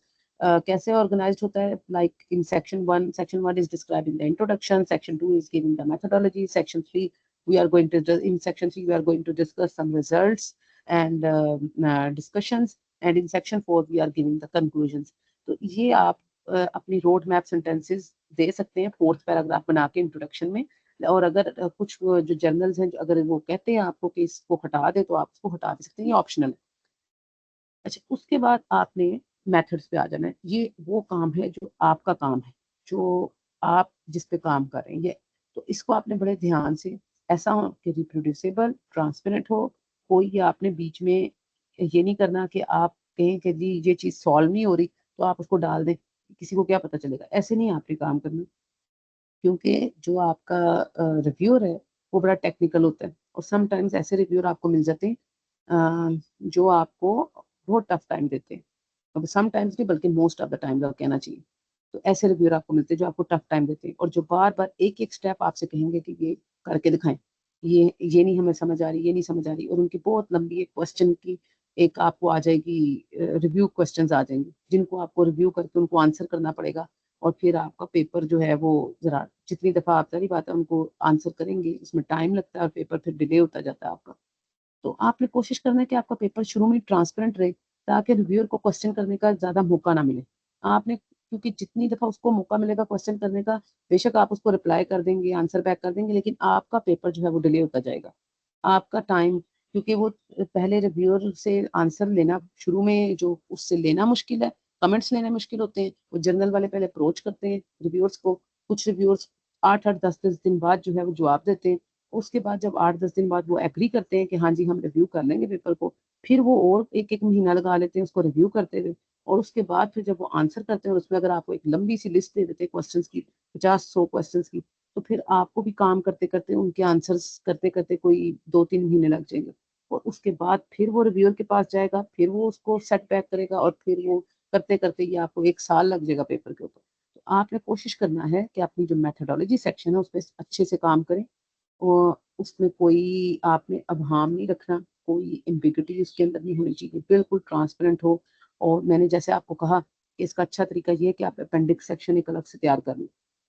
उसमें ये होगा कि जो भी स्टेप्स आपके, आप कहते हैं कि जैसे अब आजकल सिमुलेशन भी साथ साथ चल रही है, अब आपने सिमुलेशन के ऊपर कोई काम किया है और वो आपने बना लिया है एक कि जी मैंने ये पाइथन के ऊपर ये मेरा कोड चलाया मैंने, और कोड चला के मेरे पास ये रिजल्ट्स आए, तो आप उसको भी अपेंडिक्स सेक्शन में शो कर सकते हैं। यानी आपने कोशिश करनी है कि आपने बचा के नहीं कुछ भी रखना, छुपा के नहीं रखना आपने, क्योंकि जितना आप छुपा के और बचा के चीजों को रखेंगे उतना फिर रीडर के लिए मुश्किल होगा, और रीडर के लिए मुश्किल होगा तो वो जाहिर सी बात है वो आपके पेपर को इतना लाइक नहीं करेगा, वो उस पेपर को ज्यादा लाइक करेगा जहां उसको आसानी से सारी चीजें जो है उसको अवेलेबल हो जाएंगी। तो आप अगर चाहते हैं कि आपके पेपर की आप की ज्यादा से ज्यादा साइटेशंस हो, तो आपका मेन पर्पस जो प्राइमरी गोल होना चाहिए कि another researcher could replicate your study, दूसरा रिसर्चर आपकी स्टडी को रेप्लिकेट कर सके, उसको एक अपना एक गाइडलाइन बना सके आपके पेपर को। ठीक है, और वो गाइडलाइन तब बनाएगा जब आपका पेपर बहुत ज्यादा ट्रांसपेरेंट और रिप्रोड्यूसेबल होगा, उसको समझ में आएगा उस पेपर का। और अगर कुछ चीजें उसको नहीं समझ आ रही होंगी, वो अपेंडिक्स से जाके देख लेगा, उधर जाके देख लेगा कि अच्छा इस इंटीग्रेशन जो रिजल्ट है इंटीग्रल का उसका ये आंसर है, ये है, तो फिर उसके लिए आसानी होगी। तो सबसे पहले इसको clearly describe what you did and how, आपने कैसे किया और आपने क्या किया और कैसे किया। हर स्टेप को आपने आउटलाइन करना है अच्छे से ज्यादा हेडिंग्स इस्तेमाल करनी है, सेक्शन और सब सेक्शंस आपने इस्तेमाल करने हैं मेथड्स में। ज्यादा लंबे लंबे सेक्शंस आपने नहीं बनाने। अगर आपको लग रहा है कि आपका एक सेक्शन बहुत लंबा हो रहा है तो उसका सब सेक्शन बना लो। आपका मेन गोल जो है logical flow from one step to the next, कि आपने एक और मेंटेन रखना है अपने लॉजिकल फ्लो को। अच्छा, ये लॉजिकल फ्लो जो है ना, ये सिर्फ मेथोडोलॉजी में नहीं आपने रखना, ये आपने इंट्रोडक्शन में भी एक फ्लो रखना है। जैसे एक स्टोरी होती है, जैसे एक स्टोरी टेलिंग आप कर रहे हैं, कि आपने आपका पहला ये नहीं हो कि आपका फर्स्ट पैराग्राफ किसी और तरफ जा रहा है, उसकी कोई कंटिन्यूटी नहीं बन रही सेकंड पैराग्राफ के साथ, और सेकंड की थर्ड के साथ कोई कंटिन्यूटी नहीं बन रही। ऐसा नहीं होना चाहिए। आपने बिल्कुल इंट्रोडक्शन इस तरीके से लिखना है कि उसकी एक कंटिन्यूटी हो आपस में, हर पैराग्राफ की नेक्स्ट पैराग्राफ के साथ कंटिन्यूटी होनी चाहिए। इसी तरह जब मेथोडोलॉजी में भी आप करेंगे तो आपने एक लॉजिकल फ्लो को मेंटेन रखना है, कि आपका हर एक जो सेक्शन है वो या उसके अंदर जो एक स्टेप है question number one, equation number one के बाद जो इक्वेशन नंबर टू आ रही है, फिर थ्री आ रही है, फिर फोर आ रही है, उनको एक लॉजिकल फ्लो में होना चाहिए step by step. Past tense का इस्तेमाल करेंगे आप, क्योंकि काम आप कर चुके हैं, ये वो काम है जो आपने कर लिया हो, तो आपने हमेशा पास्ट टेंस का इस्तेमाल करना है अपने सेंटेंसेस के अंदर। उसके बाद आपने इंक्लूड करने जितने भी एसेंशियल कंपोनेंट्स। अगर आप एक्सपेरिमेंटल वर्क कर रहे हैं तो जो भी कंपोनेंट्स थे आपके मेथोडोलॉजी सेक्शन में जिससे आपने एक्सपेरिमेंट किया है, instruments, lab settings, control parameter, source, preparation method, concentration, ये सारी आपने आपने रखनी है उसके अंदर मेथोडोलॉजी में डिस्क्राइब करनी है। और अगर आपको लगता है कि ये चीजें मेथोडोलॉजी में डिस्क्राइब करने से बहुत लंबी मेथोडोलॉजी हो जाएगी और बड़ी ज्यादा, तो फिर आप उसको क्या कर सकते हैं, अपने अपेंडिक्स सेक्शन में पुट कर सकते हैं। उसके बाद सिमुलेशन टूल्स आप जो यूज करें, मैटलैब यूज करें, पाइथन यूज करें, आपने वो सिमुलेशन टूल्स और इक्वेशंस जो आपने इस्तेमाल करें, जैसे आप एमएचडी या केडीवी बर्जर इक्वेशंस आप इस्तेमाल करें, या जैसे मैं काइनेटिक थ्योरी भी इस्तेमाल करती हूँ, तो फिर उनकी जो भी बेसिक इक्वेशंस है, वेलोसिटी ऑफ मैक्सवेल इक्वेशंस है या एमएचडी की बेसिक इक्वेशंस है, वो आपने सबसे पहले बतानी है कि जिन कोर इक्वेशंस को यूज करके आप आगे चल रहे हैं। फिर उसकी अजम्पशंस, हाँ अजम्पशंस आपने बतानी है, आपने क्या क्या अजम्पशन लिए। आपने कोई भी इसमें चीज में कुछ चीज मिस नहीं करनी, कि आपने ये फोर इक्वेशंस ली, उनके ऊपर आपने कौन सी assumptions लगाई हैं, जैसे लिमिटेशंस आपने क्या लगाई हैं, कि हाई फ्रिक्वेंसी रेंज लगा रहे हैं, लो फ्रिक्वेंसी रेंज लगा रहे हैं, या अगर एक्सपेरिमेंटल वर्क कर रहे हैं तो आप उसको किस टेम्परेचर पे रख रहे हैं, किस डेंसिटी के ऊपर रख रहे हैं। यानी जो भी आपने उसकी assumptions ली हैं वो आपने उधर डिस्क्राइब करनी है। डाटा सेट्स जो आप बना रहे हैं, वो डाटा सेट्स जो हैं, अगर आप सिमुलेशन कर रहे हैं तो उसके साथ डाटा सेट्स हैं, उनको आप डिस्क्राइब करें। डाटा सेट्स अगर उधर डिस्क्राइब नहीं कर सकते, बहुत लंबे हैं, तो अपेंडिक्स में डिस्क्राइब करें। उसके बाद ऑब्जर्वेशनल सोर्सेज जो जो आपने यूज की हैं वो आप बताएंगे। न्यूमेरिकल डाटाबेसेस जो हैं, वो आपने बतानी कौन कौन सी डाटाबेसेस का आपने इस्तेमाल किया है, उसको मेंशन करना है आपने, और साइट भी करना है। उसके बाद इनिशियल और बाउंड्री कंडीशंस, आपने कौन सी बाउंड्री कंडीशंस या इनिशियल कंडीशंस इस्तेमाल की हैं, यानी कि आप शुरू में क्या पैरामीटर्स थे, फिर आप at T is equal to zero यानी टाइम जीरो के ऊपर, फिर आफ्टर सम टाइम आपने क्या पैरामीटर्स लिए, फिर उसके बाद क्या। तो ये सारी इनिशियल और बाउंड्री कंडीशंस जिनके अंदर रह के आप काम कर रहे हैं, वो आपने सारी डिस्क्राइब करनी है अपनी मेथोडोलॉजी सेक्शन के अंदर। रिप्रोड्यूसिबिलिटी को बार बार आपने जेन में रखना है, कि आपके काम अगर अच्छा होगा तो वो रिप्रोड्यूसेबल होगा, और वो उसको साइट किया जाएगा। अजम्पशंस और लिमिटेशंस को भी आपने ज़हन में रखना है। अजम्पशंस के आपने किस हालात में कौन सी टेम्परेचर कंडीशंस, कौन सी जो आपकी मैग्नेटिक फील्ड की कंडीशंस, कौन सी डेंसिटी कंडीशंस आपने ली, वो सारी आपने अजम्पशंस में बतानी। लिमिटेशंस का मतलब है कि ये बिल्कुल गलत है। हमारे इधर ये कहा जाता है कि अगर हमारा काम जो है वो हम ये बताएंगे ना कि वो सब कुछ कर सकता है, ये भी हो जाएगा, वो भी हो जाएगा, तो ये अच्छी बात नहीं। आपको लिमिटेशंस के बारे में पता होना चाहिए अपने काम के। आप जितना ज्यादा अपने काम को बढ़ा चढ़ा के पेश करेंगे उतना ही ज्यादा मुश्किल में आ जाएंगे आप, उतना ही ज्यादा। क्योंकि मैं रिव्यूअर भी हूँ जर्नल्स की, मोस्ट ऑफ द जर्नल्स की, आईओपी में भी, एआईपी में भी, और एल्सवेयर में भी, स्प्रिंगर में भी। तो मैं रिव्यू भी करती हूँ पेपर्स को, तो मुझे पता है कि किन किन चीजों को फंस जाते हैं आप, अपनी बातों में फंस जाते हैं। तो कोशिश करें कम से कम बोले और कम से कम फंसे। लिमिटेशंस जो हैं आपको बतानी है। आप कोशिश करें कि आपका काम कहाँ तक है। जैसे मैं कह रही हूँ कि मेरा काम जो है ना, मैंने जो एम स्टार एटमॉस्फेयर के अंदर काम किया, वो सिर्फ क्या कर रहा है कि एक थ्योरेटिकल एक बैकग्राउंड पेश कर रहा है, या एक थ्योरेटिकल इन्वेस्टिगेशन है फॉर द, और थ्योरेटिकल पैरामीटर्स डिफाइन कर रहा है, which would be helpful in transferring the energy and from chromosphere to the corona of the M star, or which could be feasible to in finding the presence of the corona around the M star, ये कि M star के इर्द गिर्द corona मौजूद भी है कि नहीं, ठीक है ना। तो उसकी पॉसिबिलिटी को चेक करने के लिए मेरा जो काम है, दैट वुड बी हेल्पफुल, वो हो सकता है हेल्पफुल। और ये एक थ्योरेटिकल अजम्पशन है मेरी, ये एक थ्योरेटिकल इन्वेस्टिगेशन है मेरी, ठीक है ना। तो जो भी मैं अगर इसको कहूँ कि नहीं ये मेरी जो इन्वेस्टिगेशन है ये बहुत वो है, ये सब कुछ कर सकती है, इसका ये है वो है, तो इतना लंबा आप जितना बताएंगे आप अपने आप को मुश्किल में डालेंगे। क्योंकि रिव्यूअर जो है वो आपको नहीं छोड़ेगा, फिर वो आपसे एक एक क्वेश्चन करेगा बिल्कुल। तो आपने बिल्कुल अपने माइंडफुल होके अपना काम करना है, और इस तरीके से काम करना है कि आप उसको एक्सप्रेस भी कर सके, बता भी सके। ज्यादा उसको लंबा चौड़ा आपने नहीं बताना, जितना लंबा चौड़ा आप बताने की कोशिश करेंगे उतनी ही ज्यादा आपके लिए मुश्किल हो जाएगी। उसकी लिमिटेशन आपने जरूर बतानी है। तो राइटिंग स्टाइल टिप्स जो मैं आपको दूंगी वो ये है कि आपने हेडिंग्स और सब हेडिंग्स का ज्यादा इस्तेमाल करें, अपने सेक्शन को बहुत ज्यादा लंबा ना करें, और उसके बाद बुलेट पॉइंट्स और नंबर्ड स्टेप्स, प्रोटोकॉल और सीक्वेंस में आपने उसको यूज करें। अननेसेसरी रेपिटेशन और ओवर टेक्निकल जार्गन, बहुत ज्यादा टेक्निकल होने की भी आपने कोशिश नहीं करनी। बार बार रिपीट नहीं करना सेंटेंसेस को, इक्वेशंस को, एक्सप्रेशंस को आपने रिपीट नहीं करना। और टेक्निकल जार्गन से बचना है कि आपने कोशिश की ऐसी चीज जो किसी को समझ ना आए, उस तरह की चीजों का इस्तेमाल कम से कम आपने करना है।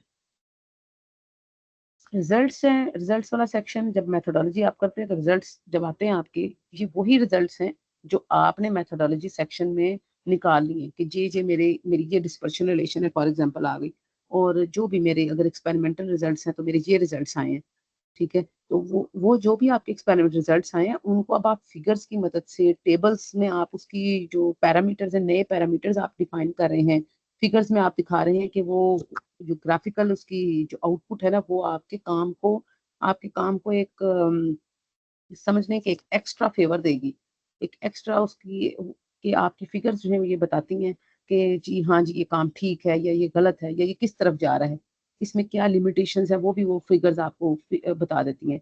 टेबल्स जो है वो आपकी पैरामीटर्स डिफाइन करेंगे, आप नए पैरामीटर्स टेबल्स की मदद से बता सकते हैं। व्हाट डिड यू ऑब्जर्व और फाइंड, आपने क्या ऑब्जर्व किया, क्या फाइंड आउट किया, वो सारा कुछ रिजल्ट्स में आ जाएगा। उसमें की फाइंडिंग्स विद, अच्छा इसमें आपने इंटरप्रेट कुछ नहीं करना। अच्छा अब इसमें भी एक बात है, वो ये है कि अक्सर जो मैं अब करती हूँ अपने पेपर्स में, मैं रिजल्ट्स एंड डिस्कशन को इकट्ठा कर देती हूँ, एक ही सेक्शन बना देती हूँ। तो ये आपकी मर्जी है, आप रिजल्ट्स को अगर अलग कर रहे हैं, डिस्कशन को अलग करना चाहते हैं, तो आप एक सेक्शन रिजल्ट्स का और अगला सेक्शन डिस्कशन का बना लेते हैं, या फिर आप दोनों को कंबाइन करके रिजल्ट्स एंड डिस्कशन का एक ही सेक्शन बना लें। फिर उसमें ये फायदा हो जाता है कि आपको, जैसे अभी मैं आपको कह रही हूँ ना कि विदाउट आपने इंटरप्रेट नहीं करना, एक्सप्लेन नहीं करना रिजल्ट्स को, सिर्फ आपने पुट करनी है चीजें, फिगर्स को पुट करना है विद वो जो प्रॉपर उसकी जो फिगर्स के जो आप उसकी लिखेंगे, उसकी जो साइटेशंस देंगे, और विद टेबल्स हैं उनकी प्रॉपर साइटेशंस देंगे, तो ये आप रिजल्ट्स में लिखेंगे। लेकिन अगर आप डिस्कशन को साथ ही कर देंगे तो फिर ये फायदा हो जाता है कि साथ साथ आप उसको इंटरप्रेट भी करते जाते हैं अपने रिजल्ट्स को, ठीक है। लेकिन अगर आप दोनों अलग अलग कर रहे हैं तो फिर ये होगा कि रिजल्ट्स को आपने पहले इंटरप्रिटेशन के बगैर रिजल्ट सेक्शन में देना, और फिर डिस्कशन में जाकर उसको आप इंटरप्रेट करेंगे। नंबर 2, आपने फिगर्स यूज करनी है, टेबल्स को इफेक्टिवली यूज करना है। Figures and tables are your best tools for simplifying complex data sets. आपकी फिगर्स और टेबल्स आपकी जस्टिफिकेशन है आपके काम की। आप उसकी मदद से अपने काम को जस्टिफाई कर सकते हैं, उनका कंपैरिजन कर सकते हैं प्रीवियस वर्क के साथ। ये बहुत इंपॉर्टेंट है। उसके बाद आपने क्लियरली लेबल करना है, रेफर करना है अपने टेक्स्ट में। अच्छा, जो भी कमियां आपकी मेथोडोलॉजी में रह जाती है ना, या अगर व्यूअर कोई है और जो जो आपके काम से सेटिस्फाई नहीं हो रहा, उसको लगता है कि आपकी मेथोडोलॉजी में गड़बड़ है, तो फिर अगर आप उसको फिगर्स और टेबल्स वो देख लेगा ना कि फिगर्स और टेबल्स ठीक जा रहे हैं, तो फिर वो आपकी मेथोडोलॉजी को भी करेक्ट, मतलब ये एक मानी हुई बात हो जाएगी कि आपकी मेथोडोलॉजी भी ठीक है। अगर आपके फिगर्स एंड टेबल्स जो है वो ठीक आ रहे हैं, पैरामीटर्स ठीक आ रहे हैं, फिगर्स ठीक आ रहे हैं, इट मींस आपकी मेथोडोलॉजी भी करेक्ट है। फिर आपने क्लियरली लेबल करना है अपने टेक्स्ट को, फिगर को क्लियरली लेबल करना है, जैसे फिगर 1, टेबल 2। और डिस्क्रिप्टिव कैप्शन जो आपने उसकी देनी है, ये नहीं देना आपने कैप्शन में पूरा डिस्क्रिप्टिव होनी चाहिए, यानी आपने बताना है कि फिगर 1 जो है not just graph of the results. ऐसे ओवरऑल आपने नाम नहीं ले लेना ग्राफ ऑफ द रिजल्ट्स, कौन से ग्राफ्स। तो आपने फिगर 1, टेबल 2 या फिगर 2, फिगर 4 आपने ये मेंशन करना है। आप जिस भी ग्राफ के रिजल्ट को बता रहे हैं, आपने उसको उसका नंबर मेंशन करना है। फिर in the text refer to the figures and tables to guide the reader. आपने बार बार टेक्स्ट में figure 1, figure 2, figure 3, table 1, table 2, table 3 ये मेंशन करना है। नॉट आप इस तरह से नहीं आपने कहना कि figures are describing this, tables are telling us this या रिप्रेजेंटिंग दिस, ये आपने नहीं करना। आपने एक एक फिगर को या एक एक टेबल जिससे आप कोई रिजल्ट बताना चाह रहे हैं उसको अलग अलग मेंशन करना है। उसके बाद इसकी एग्जांपल्स उनका as shown in the figure 3, energy density rises exponentially with the magnetic field strength, table 2 summarizes the simulation parameters used for the unit case। तो ये आपने इस तरह से फिगर का नंबर और टेबल के साथ उसका नंबर मेंशन करके आपने उसके बारे में कोई बात करनी है। तो keep the text concise and data focused. आपका टेक्स्ट जो है वो बड़ा कंसाइज और डाटा फोकस्ड होना चाहिए, यानी अपने इतना summarize what figures and tables show, don't repeat every data. अच्छा, अब ये हो क्या रहा है, हमने सिमुलेशन किया, फॉर एग्जांपल सिमुलेशन में आपको पता है 2-3 टाइम के ऊपर चीजें आती हैं, 8-10 पे भी आप निकाल सकते हैं, मतलब मुख्तलिफ टाइम रेंज आप यूज कर सकते हैं सिमुलेशन के लिए। Time T is equal to 0, 0.1 second, वो 1 सेकेंड, 10 सेकेंड, 100 सेकेंड। तो आपने अब हर एक टाइम के ऊपर उसके उसको वो नहीं करना, उसके हर टाइम को अलग अलग डिस्क्राइब नहीं करना। आपने जब इसको इसके टेक्स्ट को बड़ा कंसाइज रखना है। आप फिगर्स से जो देख रहे हैं और टेबल्स जो आपको शो कर रहे हैं, आपने हर डाटा पॉइंट के ऊपर उसको रिपीट नहीं करना।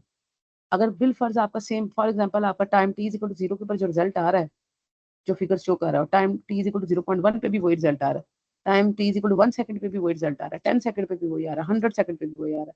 तो अब आपने ये नहीं करना कि सारे टाइम को अलग अलग मेंशन करके वही सेंटेंस बार बार आपने time T is equal to 0 के लिए भी लिखा, 1.1 के लिए भी लिखा, 1 के लिए भी। जब एक जैसे रिजल्ट वो दे रहे हैं आपको, तो आप इकट्ठा मेंशन कर सकते हैं कि time T is equal to bracket बना के 0, 0.1, 1 और 10 and 100 seconds, we are getting these results. ठीक है, तो जिन जिन टाइम्स के ऊपर आपको वो रिजल्ट्स मिल रहे हैं, आप उन्हें इकट्ठा करके मेंशन कर सकते हैं। अलग अलग एक ही बात बार बार रिपीट नहीं करनी है आपने उसके अंदर। उसके बाद हाईलाइट द मोस्ट नोट वर्दी पैटर्न्स। अच्छा, इंक्रीज, डिक्रीज, एनोमलीज, एनोमलीज में मतलब डिसरप्टिव जैसा भी है, तो अब्रप्ट सा। तो आपने मेन पैटर्न देखना है कि आपका ग्राफ क्या वो डिक्रीजिंग है, क्या वो इंक्रीजिंग है, या आपका जो पैटर्न है ग्राफ का ओवरऑल पैटर्न, क्योंकि बीच में कहीं कहीं जग्स आ जाते हैं, छोटी सी इम्बिग्यूटी। सारी बात है, इंसान है तो कहीं मैथमेटिकल थोड़ी सी मिस्टेक अगर हो गई है, तो आपके ग्राफ्स में ना थोड़े से किंग्स आ जाएंगे, थोड़े से जर्क्स आ जाएंगे। यानी वो जाना तो डिक्रीजिंग पैटर्न में था, लेकिन कहीं कहीं बीच में ऐसे करके ऊपर का भी एक हम्प सा आ जाएगा। तो वो आपने नहीं बताना, यानी वो इग्नोरेबल है। मेन जो पैटर्न है आपके ग्राफ का, वो क्या इंक्रीजिंग है, डिक्रीजिंग है, वो जैसा भी है, आपने वो मेन पैटर्न जो है उसको डिस्कस करना है कि आपका ग्राफ जो है वो क्या रिप्रेजेंट कर रहा है। उसके बाद अवॉइड टू मच डिस्क्रिप्शन और रेपिटेशन। बार बार आपने हर चीज को बहुत ज्यादा डिस्क्राइब या रिपीट नहीं करना। इससे भी रीडर जो है और व्यूअर जो है आपका, वो हो जाता है, वो मतलब उसको अच्छा नहीं लगता वो। ठीक है, वो अनॉयड हो जाएगा आपसे। तो आपने बड़ा ही नीट, क्लीन और कंसाइज काम करने की कोशिश करनी है, और जो भी एक्स्ट्रा बात आप लिखना चाहते हैं वो अपेंडिक्स सेक्शन में आप लिखें। उसके बाद डिस्कशन जो है, जैसे मैंने कहा कि रिजल्ट्स और डिस्कशन को इकट्ठे भी कर सकते हैं और अलग अलग सेक्शन में भी कर सकते हैं।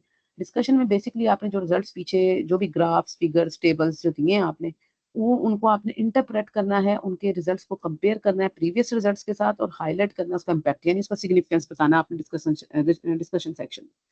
अच्छा, अगर आप ये कर लेना कि कंपेयर कर लें उसे पिछले रिजल्ट्स के साथ, तो ये सबसे अच्छा हो जाएगा, यानी आपका जो काम है ना वो बिल्कुल वैलिडेट हो जाएगा। अगर आप अपने काम का कंपैरिजन कर लें पिछले किसी भी लिटरेचर के काम के साथ और वो वाकई उसके साथ बिल्कुल एग्जैक्ट जा रहा हो जैसा उसने बताया है, तो फिर आपके रिव्यूअर एक क्वेश्चन भी नहीं आपसे करेगा। तो ये जो कंपैरिजन वाला मामला है ना, ये है तो मुश्किल, लेकिन ये आपके काम को बिल्कुल वैलिडेट कर देगा कि आपने अपना मैथोडोलॉजी के बाद आपने रिजल्ट्स निकाले, ग्राफ्स, फिगर्स, टेबल्स दिए, फिर आपने उनको इंटरप्रेट किया और फिर उनको पिछले किसी काम के साथ कंपेयर कर दिया, और कंपैरिजन में वैसे ही रिजल्ट्स अगर बिलफर्ज आ गए हैं जैसे प्रीवियस किसी वर्क में जिसको आप फॉलो कर रहे थे, लिटरेचर को उसमें थे, तो फिर आपका काम जो है वो बिल्कुल एक्यूरेट हो जाएगा, उसको सही समझा जाएगा। अच्छा, कभी लेकिन ये मोस्ट ऑफ द टाइम ये ज़रूरी नहीं है कि ऐसा होता तो है कि पिछला काम ज़ाहिर-सी बात है सही होता है इसलिए हम उसको फ़ॉलो कर रहे होते हैं। लेकिन कभी-कभी ऐसा होता है कि पिछले कामों में कुछ थोड़ी-सी गड़बड़ भी होती है, तो आपके रिज़ल्ट्स उससे मुख्तलिफ भी आ सकते हैं। तो अगर आपके रिज़ल्ट्स पिछले काम से मुख्तलिफ आ रहे हैं, तो फिर आपने उसको अगर उसको आप आंसर करना है आपने। ये नहीं हो सकता कि आप उसको आंसर ना करें। आप उसको पिछले काम के साथ कंपेयर करें, आपका रिज़ल्ट कुछ और कह रहा है, आपका डिक्रीज़िंग ग्राफ आ रहा है, पिछले रिज़ल्ट्स में इंक्रीज़िंग ग्राफ आ रहा था। तो फिर आपने उसको जस्टिफ़ाई करना है, ठीक है? बिल्कुल इसी तरह डिफेंड करना है जैसे आप अपने थीसिस को डिफेंड करते हैं। तो वो रिव्यूअर ने क्योंकि आपसे क्वेश्चन करने ही करने हैं, जब आप पिछले काम के साथ आपके रिजल्ट्स नहीं जा रहे होंगे तो वो क्वेश्चन करेगा और आपको आंसर करने पड़ेंगे उसके क्वेश्चंस को, और बड़े ही सॉफ्टली, बड़ी हम्बली और पोलाइटली आपने आंसर करना है, ठीक है? तो ये चीज़ों को आपने ज़हन में रखना है। तो आपके what do the results mean? Results का क्या मतलब है? आपके रिजल्ट्स जो निकले हैं आखिर उनका क्या बेनिफिट आया? How do they compare with existing knowledge? जो पिछला नॉलेज था आपने उसको कंपेयर किया तो क्या बना? क्या वो उसके मुताबिक के निकले रिजल्ट्स या उससे चेंज हो गए हैं क्या उसमें? और अगर चेंज हो गए, मुताबिक के निकले हैं तो आपकी बचत हो जाएगी। अगर चेंज आ गए हैं तो फिर आपको उसे जस्टिफाई करना पड़ेगा। फिर आपको उस पे ज़रा एक्स्ट्रा काम करना पड़ेगा क्योंकि रिव्यूअर आपसे क्वेश्चन करेगा। What's their significance and where do we go from here? आपके काम का आखिर फायदा क्या है साइंटिफिक कम्युनिटी को? क्यों आपके काम को लोग पढ़ें? क्या उसमें ऐसा सिग्निफिकेंस है? और ये जो काम है ना सिग्निफिकेंस वाला, ये हमारे पाकिस्तान में तो इस पे फोकस नहीं किया जाता, लेकिन बाहर की कंट्रीज में इस पे बहुत फोकस किया जाता है। मैं जब एमएसएसएल में थी, यूसीएल की जो लेबोरेटरी है, स्पेस साइंस लेबोरेटरी, तो मुझे सबसे पहले यही एक बात जो वहां जाके मैंने सीखी थी, और वो ये थी कि हमारे इधर तो कहा जाता है ना, हमारे सुपरवाइजर कहते हैं कि आप ना काम कर लें, अक्सर बल्कि अक्सर क्या मोस्टली मैंने देखा है स्टूडेंट्स को, मैं भी उन्हीं में से थी और हूँ, कि हम करते हैं क्या है कि हम पहले पिछला सारा काम जो है वो काम हम सारा कर लेते हैं और हमें यही नहीं पता होता कि इसका सिग्निफिकेंस क्या है, और वो हम एंड पे ढूंढ रहे होते हैं। हम क्या करते हैं सारा पेपर लिख लेते हैं और हमें ये समझ नहीं आता है। अब वो कहते हैं अब ये पेपर आपका तब तक पब्लिश नहीं होगा जब तक इसका सिग्निफिकेंस नहीं ढूंढेंगे, और फिर हम पिछले पेपर इधर उधर से कोशिश करके मजबूरन किसी तरह डाल के तो अपने काम का सिग्निफिकेंस बताने की कोशिश करते हैं। लेकिन ये अच्छी अप्रोच नहीं है, ये हमारे इधर अच्छी अप्रोच नहीं है। हमें सबसे पहले, जैसे मैंने आपको कहा, जब आप रिसर्च स्टेटमेंट सोचते हैं ना अपने माइंड में, तो सबसे पहले रिसर्च स्टेटमेंट ही आपने वो वाली सोचनी है जिसका कोई साइंटिफिक सिग्निफिकेंस है। सबसे पहले आपके माइंड में सिग्निफिकेंस क्लियर होनी चाहिए, क्योंकि साइंटिफिक कम्युनिटी आपके काम को देखेगी ही नहीं अगर उसका कोई सिग्निफिकेंस ना हुआ। और सिग्निफिकेंस जो है वो एस्ट्रोफिजिकल उसमें भी हो सकता है, या फिर लेबोरेटरी सिग्निफिकेंस भी हो सकता है, यानी आप लैब वर्क में भी कर सकते हैं उसका सिग्निफिकेंस डिस्क्राइब, या आप उसे एस्ट्रोफिजिकल प्रॉब्लम्स के अंदर भी आप उसको उसका सिग्निफिकेंस डिस्क्राइब कर सकते हैं। जैसे कोरोनल हीटिंग जो है वो बहुत बड़ा आजकल एक प्रॉब्लम है। हम जितने भी स्टार्स हैं, जैसे सन भी एक स्टार है ना, तो सोलर कोरोना के ऊपर भी बड़ा काम करते हैं। फिर एम स्टार्स हैं, दूसरे जितने भी स्टार्स हैं, तो हम देखते हैं कि क्या कोरोना एग्जिस्ट करता है और कोरोनल हीटिंग की क्या प्रॉब्लम्स हैं, कौन से पैरामीटर्स हैं जिसपे कोरोनल हीटिंग होती है और क्या। तो ये चीजें ये आजकल एस्ट्रोफिजिकल लैब के अंदर, वहाँ पे एस्ट्रोफिजिकल प्लाज्मा के अंदर बड़ा इंपॉर्टेंस है इस काम की। लेकिन इसी तरह लैब वर्क के अंदर जब आप एक्सपेरिमेंटल वर्क भी करते हैं, तो मैंने एक केमिकल फिजिक्स का पेपर किया था और वो बड़ा अच्छा एक्सपीरियंस था, और मेरा बड़ा ही यूनिक एक्सपीरियंस था। अपनी एक केमिस्ट्री की कोलीग के साथ मिलकर मैंने वो काम किया। उसमें क्या है कि उन्होंने काम किया हुआ था जेल माइक्रो जेल्स के ऊपर और सिल्वर नैनो पार्टिकल्स के ऊपर। तो उनके उस काम को हमने देखा, तो मेरा जो प्लाज्मा था, चूंकि हमारी ये मिथ है या जैसा भी है, हमने शुरू से पढ़ा है कि जी प्लाज्मा जो है 99% ऑफ द यूनिवर्स जो है वो प्लाज्मा से बना हुआ। तो फिर मैंने सोचा कि अगर इन्होंने इस पे काम किया माइक्रो जेल्स के ऊपर, तो लाजमी सी बात है कि वो जो प्लाज्मा का अगर मैं एकदम मैक्सिमिलियन डिस्ट्रीब्यूशन देखना चाहूँ इनके इस टेम्परेचर रेंज के अंदर, तो उधर नजर आनी चाहिए उस माइक्रो। तो फिर हमने उस पर काम किया, वो बड़ा अच्छा एक एक्सपेरिमेंट। तो उसमें हमने देखा कि हमारे जो पार्टिकल्स थे ना, सिल्वर नैनो पार्टिकल्स, हमने देखा उसकी बड़ा सिग्निफिकेंस है जी कैंसर ट्रीटमेंट के अंदर, और भी बड़ा जो उसका बायोलॉजिकल सिग्निफिकेंसेस है। और फिर हमने उसकी डेंसिटी रेंजेस भी स्टडी की, फिर उसकी हमने उसका साइज और उसकी डेंसिटी, फिर हमने ये देखा कि क्या साइज छोटा बड़ा करने से ज्यादा इफेक्ट होता है या डेंसिटी कम ज्यादा होने से ज्यादा इफेक्ट होता है उसका सेल्स के ऊपर। तो ये इस तरह की जो स्टडीज है ना, जिससे कोई सोसाइटल कोई बेनिफिट हो, कोई आपकी सोसाइटी को, कोई आपके इसमें, तो वो बहुत पसंद। तो पहले आप सिग्निफिकेंस सोचें सबसे पहले, और फिर प्रॉब्लम स्टेटमेंट सोचें सिग्निफिकेंस के मुताबिक की, और फिर आप प्रॉब्लम स्टेटमेंट के बाद अपने इंटरेस्ट के मुताबिक, जो भी आपका इंटरेस्ट है लैब वर्क में या एक्सपेरिमेंटल है या जो, तो उस हिसाब से फिर आपने अपना आगे प्रॉब्लम डिजाइन करनी है। ये नहीं करना कि पहले सारी प्रॉब्लम कर लेनी और एंड पे सिग्निफिकेंस ढूंढना, ये नहीं करना। तो की कंपोनेंट्स जो हैं इसके यही है कि आप अपनी इंटरप्रेट करें अपनी फाइंडिंग्स को, अपने रिजल्ट्स को कंपेयर करें, हाईलाइट करें अपनी फाइंडिंग्स, आपने जो भी काम किया उसको हाईलाइट करना है आपने। और उसको हाईलाइट करने का तरीका क्या है कि उसका सिग्निफिकेंस बताएं ज्यादा से ज्यादा, कि मेरा काम जो है, नहीं है कि सिग्निफिकेंस आप ऐसा आउट ऑफ द वे जाके बता दें जो जिसका दूर दूर तक उससे ताल्लुक ना हो, ऐसा काम नहीं आपने करना। बिल्कुल आपने रियलिस्टिक रहना है और नॉर्मल रह के आपने अपने काम को डिस्क्राइब करना, उसकी सिग्निफिकेंस बतानी है, और न्यू क्वेश्चंस, ताकि जो आगे आने वाला जो आपका पेपर को देखना चाहता है उसको कोई न्यू क्वेश्चन भी उसमें से मिले। एक्नॉलेज करना है लिमिटेशंस को, इट मींस कि आपको पता होना चाहिए कि मेरा काम यहाँ तक ही है बस।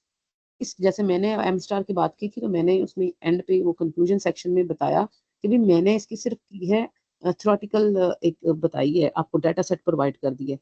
अब इस थ्योरेटिकल डाटा सेट को जब भी कोई ऑब्जर्वेशन करेगा तो वो इसको जस्टिफाई कर सकता है, ठीक है। तो अपने काम की आप लिमिटेशंस जो हैं वो बताएं। फिर आपने प्रपोज फ्यूचर वर्क, आपने अगले के लिए भी कोई काम छोड़ना, सारा कुछ आपने ही एक पेपर में नहीं कर देना। तो आपने जो पेपर काम किया है फ्यूचर वर्क के लिए, उसको बताना है कि जी यहाँ तक मेरा काम है, नेक्स्ट जो फर्दर है इसको इस तरह से एक्सटेंड किया जा सकता है। अगर आप ये भी बता देंगे तो आपके पेपर की बहुत ज्यादा वर्थ हो जाएगी, बहुत ज्यादा वर्थेबल और बहुत ज्यादा ट्रांसपेरेंट रिप्रोड्यूसेबल हो जाएगा वो, ठीक है। तो आपने कोशिश करनी है, इन पॉइंट्स को आपने जरूर अपने जेहन में रखना है। उसके बाद आपने जो है वो कंक्लूजन जो है, आप कंक्लूजन सेक्शन, जैसे कि मैंने कहा कि ज्यादातर 1 to 3 शॉर्ट पैराग्राफ्स, लेकिन 1 पैराग्राफ अगर आपने डिस्कशन अच्छे से कर ली है तो कंक्लूजन बहुत ज्यादा लंबा लिखने की आपको जरूरत नहीं है, 1 पैराग्राफ इनफ होगा। What does it mean, what does it all mean and why does it matter, आपने जो सारा काम बताया है उसका आखिर मकसद क्या है और क्यों मैटर करे। तो ये यूजुअली 150 to 250 वर्ड्स का मैंने कहा कि हम प्रेफर करते हैं, क्योंकि हम डिस्कशन बहुत लंबी कर लेते हैं, तो फिर डिस्कशन के बाद कंक्लूजन जस्ट 1 पैराग्राफ का भी इनफ होता है। हाँ, अगर आपने डिस्कशन शॉर्ट की है तो फिर आप 1 to 3 पैराग्राफ जो है वो कंक्लूजन सेक्शन में कर सकते हैं, अप टू 400 वर्ड्स की। इसमें आपने क्या, brief summary of the key findings जो आपने निकाली उसकी समरी करें, अपनी एक्सप्लेन करें इम्प्लीकेशंस, अपने सिग्निफिकेंसेस, जैसे कि पीछे भी बताया लिमिटेशंस हैं, ये ऑप्शनल होती है लेकिन रिकमेंडेड है होंगी मेरी तरफ से, कि आप अपनी लिमिटेशंस अपने काम की जरूर बताएं कि मेरा काम यहाँ तक है, इसके बाद क्या काम है, फ्यूचर वर्क क्या हो सकता है, और फ्यूचर रिकमेंडेशंस जो है वो आप दे सकते हैं कि इसको फ्यूचर में क्या क्या इसको एक्सटेंड किया जा सकता है।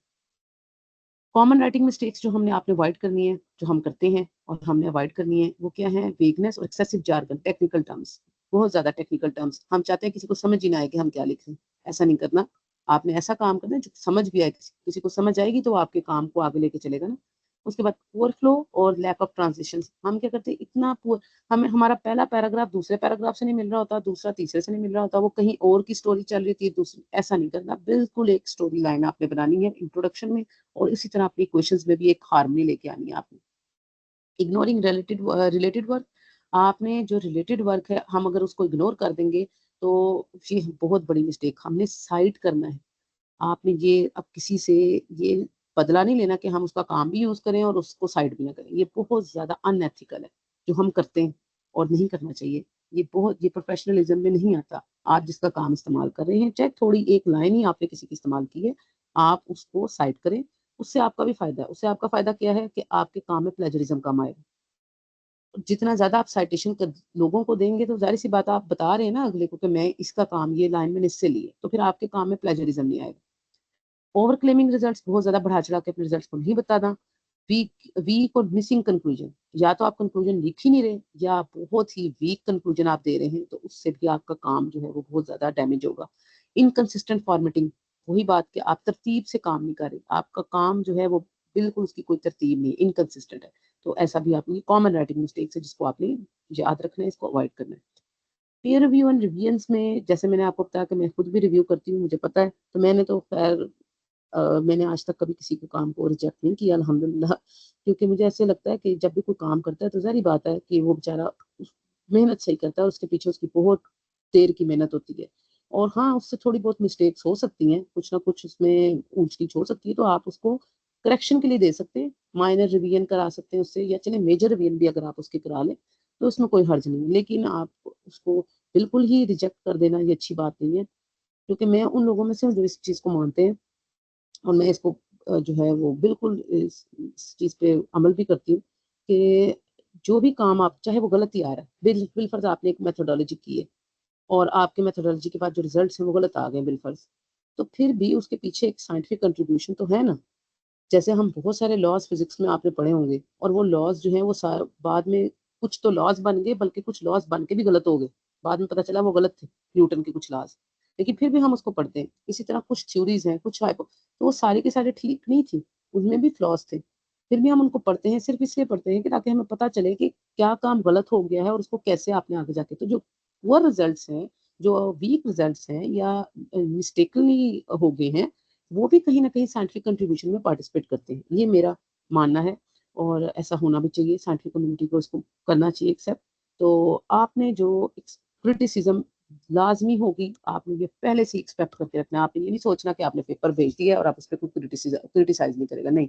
बड़े बड़े रिव्यूअर हैं, बहुत बहुत इतनी क्रिटिसिज्म करते हैं, इवन कि मुझे अभी तक बहुत ज़्यादा क्रिटिसिज्म, क्योंकि मैं ज़्यादातर सोलो ऑथर के तौर पे काम करती हूँ, क्योंकि मुझे कोई इस तरह का ग्रुप नहीं मिलता जो काम करने वाला हो। मोस्ट ऑफ द टाइम्स ऐसे ही होता है कि लोग चाहते हैं कि हम उनका नाम डल जाए इधर उधर ना, जो आजकल जो हमारी एक रिवायत है, बुरी रिवायत है, कि हम काम नहीं करना चाहते और हम अपना बस नाम डलवा लेना चाहते हैं। तो ये मुझे, मैं खुद ना, मैंने, अगर आप मेरे, अभी मैं आपको दिखाऊंगी, अगर आप मेरा देखेंगे ना लिस्ट, तो उसमें आपको पता चलेगा कि मैंने किसी के साथ जितने भी मैंने काम किया है, 14 पेपर मेरे अभी तक अगर पब्लिश हुए, तो उसमें से मैं आई थिंक 12 पेपर्स वो हैं जिनमें 12 पेपर्स में मैं एज अ फर्स्ट ऑथर हूँ, और 8 पेपर्स हैं जिनमें मैं सिर्फ सोलो ऑथर हूँ।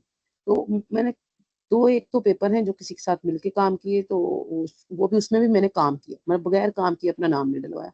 तो ये हमें ये थोड़ा सा ना, इस पे अमाउंट पे आप, हम जरा क्वांटिटी के पीछे चले पड़े हैं ना, तो क्वालिटी को इग्नोर करते हैं, तो वो नहीं करना आपने। क्रिटिसिज्म जो है आपने, आती है, अभी भी आती है, और बहुत ज्यादा आती है, 50-50 सवाल आ जाते हैं, लेकिन आपने उसको बड़ा ही थैंकफुली, बड़ा ही हम्बली, आपकी पहली लाइन होनी चाहिए जब आप उसका आंसर रिस्पॉन्ड कर रहे हो ना रिव्यूअर को, बड़ा प्रोफेशनली रिस्पॉन्ड करना है आपने उसको। और आपने एक रिस्पॉन्स लेटर उसका अलग से बनाना होता है, जब आपको क्वेश्चन आएंगे आप एक अलग से रिस्पॉन्स लेटर उसका बनाएंगे। उसमें तरीका ही होता है, आप पूरा वर्ड पे फाइल खोल लें, उसकी ईमेल खोलें, ईमेल से जो भी उसने क्वेश्चंस भेजोगे उसको कॉपी करके वर्ड फाइल पे पेस्ट कर लें, और फिर ताकि आपको नजर आते रहे कि ये क्वेश्चन है, हर क्वेश्चन के नीचे आंसर की जगह छोड़ते जाएं, और फिर आप उसको आराम आराम से एक एक क्वेश्चन को जो है वो सॉल्व कर लें। अगर बहुत ज्यादा क्वेश्चन है, अपने दिन डिवाइड कर लें कि मैंने 5 दिनों में, अगर एक दिन में 5 सवाल का जवाब देना है, तो 2 दिन में इतने हो जाएंगे, 3 दिन में, इस तरह करके, ताकि आपको, आप ज्यादा कहीं ओवर बर्डन भी ना हो जाए, और आपका जरा जरा अपने आप को बचा के भी तो रखना है ना, थोड़ा सा माइंड भी अपना माइंडफुल भी रहना है आपने, बड़ा ऑर्गेनाइज्ड, पोलाइट और डिटेल्ड आपने जवाब देना है, ताकि वो दोबारा आपसे क्वेश्चन ना करे, क्योंकि वो आपसे अगर दोबारा क्वेश्चन करेगा, अगर आपको आपकी बात की उसे एक दफा समझ नहीं आएगी दोबारा, तो आपका टाइम, आप ही का टाइम वेस्ट होगा, उसका कुछ भी नहीं जाएगा। तो आपने कोशिश करना है बड़े हम्बली, पोलाइटली, पहला सेंटेंस ही आपका ये होना चाहिए हर क्वेश्चन का, I am very thankful, I am very, yes you are true, I agree with you, I completely agree. मतलब आपने इस तरीके से बड़ा ही हम्बली और पोलाइटली उसको रिस्पॉन्ड करना है। रिवाइज, डोंट रेजिस्ट, कोशिश करें आप क्वेश्चंस को रिवाइज करें, रेजिस्ट ना करें, किसी मामले में भी आके आपने उससे बहस नहीं करनी कि नहीं ऐसे नहीं, ऐसे, ये तो ऐसे। हाँ, कुछ क्वेश्चंस ऐसे होते हैं, मेरे साथ भी ऐसा होता है कि कुछ क्वेश्चंस ऐसे होते हैं जो वो गलत इंटरप्रेट कर रहा होता है रिव्यूअर आपका, तो फिर आप उसको हम्बली बता दें कि नहीं ये ऐसे नहीं, आप ऐसे सोच रहे हैं, ये ऐसे, तो आप उसको हम्बली उसको आंसर कर सकते हैं, लेकिन आपने बिल्कुल पोलाइट और बड़ा ही एथिकल और प्रोफेशनल वे में उसको आंसर करना है, पोलाइटली, हम्बली, ठीक है, रेजिस्ट नहीं करना क्वेश्चन को आंसर करते हुए। उसके बाद बेटर राइटिंग के लिए बड़े सारे टूल्स अब आ गए हैं। अब आप लोगों के दौर में आपको तो अब बिल्कुल कोई मुश्किल नहीं होनी चाहिए, क्योंकि मैंने जब 2017 में स्टार्ट की थी, रिसर्च वर्क स्टार्ट किया था, तब कुछ भी नहीं था ये, ना ये ज़ेटारो, मेंडली, एंड नोट, ये कुछ भी नहीं था। हाँ, अब मैं एक अच्छा टूल आपको जो बताती हूँ, आजकल तो पेपर्स उसी पे लिखे जाते हैं, ओवरलीफ। ओवरलीफ का आपको पता होगा। हाँ, ओवरलीफ एक ऐसा साइंटिफिक, आप कह लें कि एक आपको वे मिल गया है, जिसमें आप किसी भी जर्नल के पेपर का पैटर्न आपको वहीं से मिल जाता है, ओवरलीफ के ऊपर। तो आप उसका पैटर्न लेके उस पैटर्न के मुताबिक, किसी भी जर्नल के पैटर्न के मुताबिक आप उस पर काम कर लें। आप अपनी पहले अलग से एक, मैं जो यूज़ करती हूँ वो साइंटिफिक वर्क प्लेस यूज़ करती हूँ, क्योंकि मेरा ज़्यादातर जो है वो मैथमेटिकल वर्क है, तो मैं साइंटिफिक वर्क प्लेस और मैथमेटिका का इस्तेमाल करती हूँ। और उसके अलावा मैं जो है वो यूज़ करती हूँ ये जो आपका पाइथन है, जुपिटर नोटबुक, ठीक है। तो जुपिटर नोटबुक से और पाइथन से ज़रा सिमुलेशन थोड़ा सा आजकल ज़्यादा चल पड़ा है कि सिमुलेशन को पसंद किया जाता है, तो वो एक्स्ट्रा इफेक्ट्स के लिए वो यूज़ कर लेते हैं, ठीक है। आपका जिस तरह का काम है, अब ये बहुत ग्रामरली बहुत अच्छी चीज़ है, ये मैं यूज़ करती हूँ, इससे आपकी ग्रामर मिस्टेक सारी खत्म हो जाती है। बल्कि ओवरलीफ जो मैं आपको बता रही हूँ ना, जिसपे आपने पेपर राइटअप करना है, उसके अंदर उसके ऑटोमेटिक भी है, उसके अंदर ऑटोमेटिकली आपकी जो भी गलतियां हैं वो भी ऑटो करेक्ट होती जाती हैं। तो वो ओवरलीफ का ये भी फायदा है। और लेटेक्स में फॉर्म में, मैं तो लेटेक्स फॉर्म यूज करती हूँ। वर्ड टेम्पलेट्स पे मैंने काम नहीं किया। हाँ, वो जो छोटी मोटी जो चीजें होती हैं ना, कोई इंट्रोडक्शन वगैरह, वो आप वर्ड पे कर सकते हैं, लेकिन मेनली मैं इसको लेटेक्स, क्योंकि मेरा मैथमेटिकल वर्क है, तो मैं इसको लेटेक्स में करती हूँ। उसके बाद प्लेजरिज्म चेकर के लिए टर्निटिन, लेकिन टर्निटिन के लिए आपको यूनिवर्सिटी एक्सेस होगी, तो आपका टर्निटिन हो जाएगा, उससे आपको पता चल जाए। ऑथेंटिकेट भी वरना है, जिससे आप प्लेजरिज्म चेक कर सकते हैं। एआई रिस्पॉन्सिबिलिटी में chat GPT for the draft. Chat GPT बहुत अच्छा है, बहुत कमाल, लेकिन अगर आप उसको सही तरीके से इस्तेमाल करें। अगर आप उसको मिस यूज करेंगे तो फिर जाहिर सी बात है, फिर उसमें मसले आएंगे। आपने चैट जीपीटी को आप यूज कर सकते हैं, जैसे मैं आपको कह रही थी ना, आपने टाइटल, आपने एक सोची है एक बात, यानी आपको एक प्रॉब्लम स्टेटमेंट देने में आएगी, बल्कि प्रॉब्लम स्टेटमेंट भी आप चैट जीपीटी को कह सकते हैं कि भाई मेरा ये वर्क है, मैं ये सोच रही हूँ, क्या ये वर्क की मुझे प्रॉब्लम स्टेटमेंट जरा 2 4 8 10 निकाल कर दो, तो वो आपको चैट जीपीटी 2 4 8 10 प्रॉब्लम स्टेटमेंट्स भी बना के देगा। फिर उन प्रॉब्लम स्टेटमेंट से आप उसे कहेंगे कि अच्छा मुझे जरा जो है ना कि give me some titles according to this problem statement. तो 8 very short and precise titles, तो फिर वो आपको शॉर्ट और प्रिसाइज टाइटल्स जो है वो निकाल के देगा। उसमें से जो टाइटल आपको अच्छा लग रहा होगा आप वो चूज कर लेंगे। इस तरह आप उससे हेल्प ले सकते हैं चैट जीपीटी से अपने काम के अंदर, लेकिन उसके ऊपर पूरा रिलाय नहीं करना आपने, ठीक है। समटाइम्स वो गलत भी बातें आपको, गलत मशवरे भी देता है, तो आपने जरा अपना भी दिमाग साथ साथ रखना है। और ये मैंने अभी तक यूज नहीं किया रेफरेंस मैनेजर ज़ेटारो मेंडली, लेकिन मैं अगर होपफुली अगर अच्छे हुए तो मैं इसको यूज करूंगी। यानी जो भी नई नई अब आजकल आती जा रही है ना, आगे से आगे अब एडवांसमेंट होती जा रही है, आप उसको देखें, उसको यूज करें आपकी बेटरमेंट के लिए। उसके बाद एथिकल और ग्लोबल एस्पेक्ट्स में आपने अवॉइड, प्लेजरिज्म अवॉइड करना है। अच्छा, प्लेजरिज्म का बहुत, बाहर के मुल्कों में तो प्लेजरिज्म का बहुत ज़्यादा इस पे सख्ती है, तो आप प्लेजरिज्म को तो कोशिश करें कि बिल्कुल आपने प्लेजरिज्म अवॉइड करना है, और रीफ्रेज करने की कोशिश करें। क्विल्ट बोर्ड में यूज़ करती हूँ, तो अगर आप क्विल्ट बोर्ड जो है वो आपको नहीं पता, तो आप क्विल्ट बोर्ड को यूज़ कर सकते हैं एआई चेक करने के लिए भी, और प्लेजरिज्म रिमूव, रीफ्रेजिंग के लिए भी आप यूज़ कर सकते हैं। तो डाटा फैब्रिकेशन आपने करनी है, कि आप फैब्रिकेशन नहीं करें, या मतलब आप अवॉइड करें कि प्लेजरिज्म ना हो। डाटा फैब्रिकेट का मतलब है कि किसी का डाटा उठा के नहीं आपने मतलब वो कर लेना बगैर उसकी परमिशन के, तो ये नहीं आपने। उसके बाद follow authorship and citation ethics आपने देख रहे हैं, और रिस्पेक्ट करें जर्नल के स्कोप को, उसकी सबमिशन गाइडलाइंस को। ग्लोबली थिंक करें, थिंक ग्लोबली, जो research can impact beyond the borders. आपकी रिसर्च जो है वो बियॉन्ड द बॉर्डर जाएगी अगर आप ग्लोबली यानी इंटरनेशनल लेवल पे रहकर सोचें। हमारे इधर तो प्रॉब्लम्स इतनी नहीं है, मतलब नेशनल लेवल पे तो इतनी कोई रिसर्च क्वेश्चंस नहीं होते, लेकिन इंटरनेशनल लेवल पे रह के और कोशिश करें कि नेटवर्किंग करें बाहर के रिसर्चर्स के साथ ज़्यादा से ज़्यादा, ताकि आपको पता चले कि वहाँ पे क्या रिसर्च चल रही है, वो लोग क्या इस वक्त किस रिसर्च प्रॉब्लम को इसके साथ डील कर रहे हैं। फाइनल थॉट्स में यही दूंगी आपको कि writing is skill, improve with patience. आप इसकी प्रैक्टिस करें और पेशेंस के साथ इसको फॉलो अप करें। Read great papers to write better. अच्छा, ज्यादा से ज्यादा पेपर, अब पेपर रीड करने के लिए भी बहुत सारे अब आजकल आ गए हुए हैं ना, ठीक है। तो वो जैसे वो एक रैबिट है और इस तरह से, तो आप पेपर रीड, उसमें से आपको स्किम करके वो निकाल देता है पूरे पेपर का, एक ना स्किम्ड वर्जन दे देता है आपको, समरी दे देता है, तो आपको पढ़ना आसान हो जाता है। डोंट फियर रिजेक्शन, रिजेक्शन की कोई बात नहीं। मेरे 2020 में 3 पेपर पूरे 2020 में तीनों रिजेक्ट हुए, एक जर्नल से, फिर दूसरे से, फिर मैंने अल्लाह का नाम लेके फिर उसको किया तो 2021 में वो तीनों एक्सेप्ट हो गई किसी और जर्नल में। इसीलिए मैंने आपको शुरू में कहा कि आप 2-3 जर्नल जेन में रखें, जरूरी नहीं एक में जहां आप दें वहीं पे एक्सेप्ट हो जाएगा। ठीक है, तो इससे कोई डरने की जरूरत नहीं है। Publish not just to impress but to express an impact. आप अपना एक इम्पैक्ट छोड़ें साइंटिफिक कम्युनिटी पे, उस पर आप फोकस करें। ठीक है, इम्प्रेस करने के लिए नहीं, आपने अपना एक इम्पैक्ट भी देना है, एक आउटपुट भी देना है अपनी तरफ से। ये मेरी लिस्ट ऑफ पब्लिकेशन है, ये मैंने आपको बता दी है। देखिए सब में आपको नजर आ रहा होगा, ये मेरा फर्स्ट ऑथर में है मोस्टली, ये सारे फर्स्ट ऑथर हैं। ठीक है, ये 1 और 2 और 3 ये मेरे टोटल पेपर है जिसमें मैं फर्स्ट ऑथर नहीं हूँ। अदरवाइज बाकी मेरे सारे फर्स्ट ऑथर अल्हम्दुलिल्लाह। तो कोशिश करें खुद से काम करें, खुद से काम जब आप करते हैं तो आप उसे एक्सप्लेन भी अच्छे से कर सकते हैं।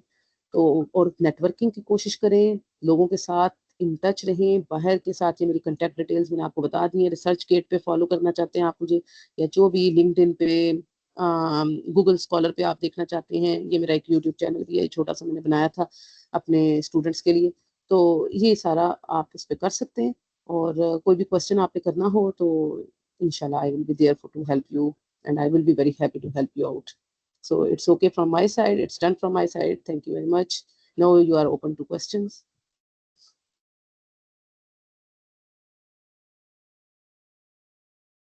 Thank you, ma'am. If any one of you have any question, they can raise their hands or ask directly to the speaker through chat box.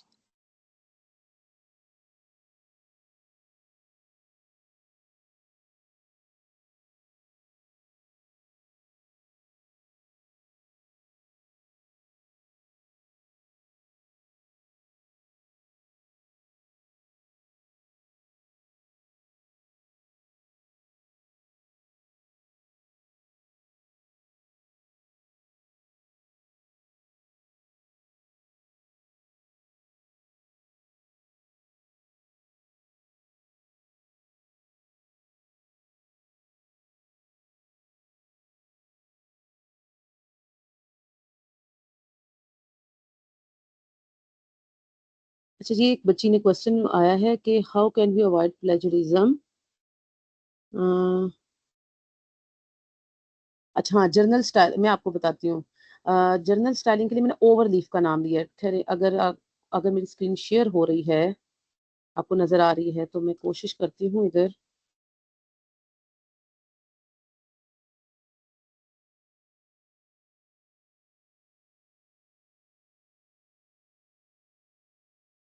ये आपको नजर आ रहा है, स्क्रीन शेयर है ना आपके साथ?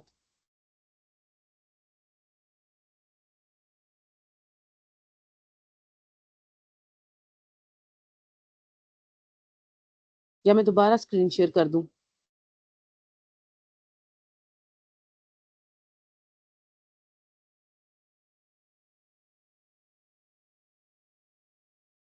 Yes, ma'am. Screen share है.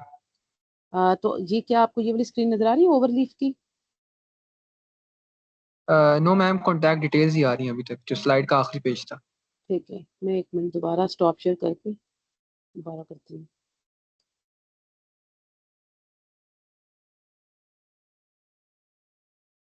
ये देखिए, अब आपको नजर आ रही है?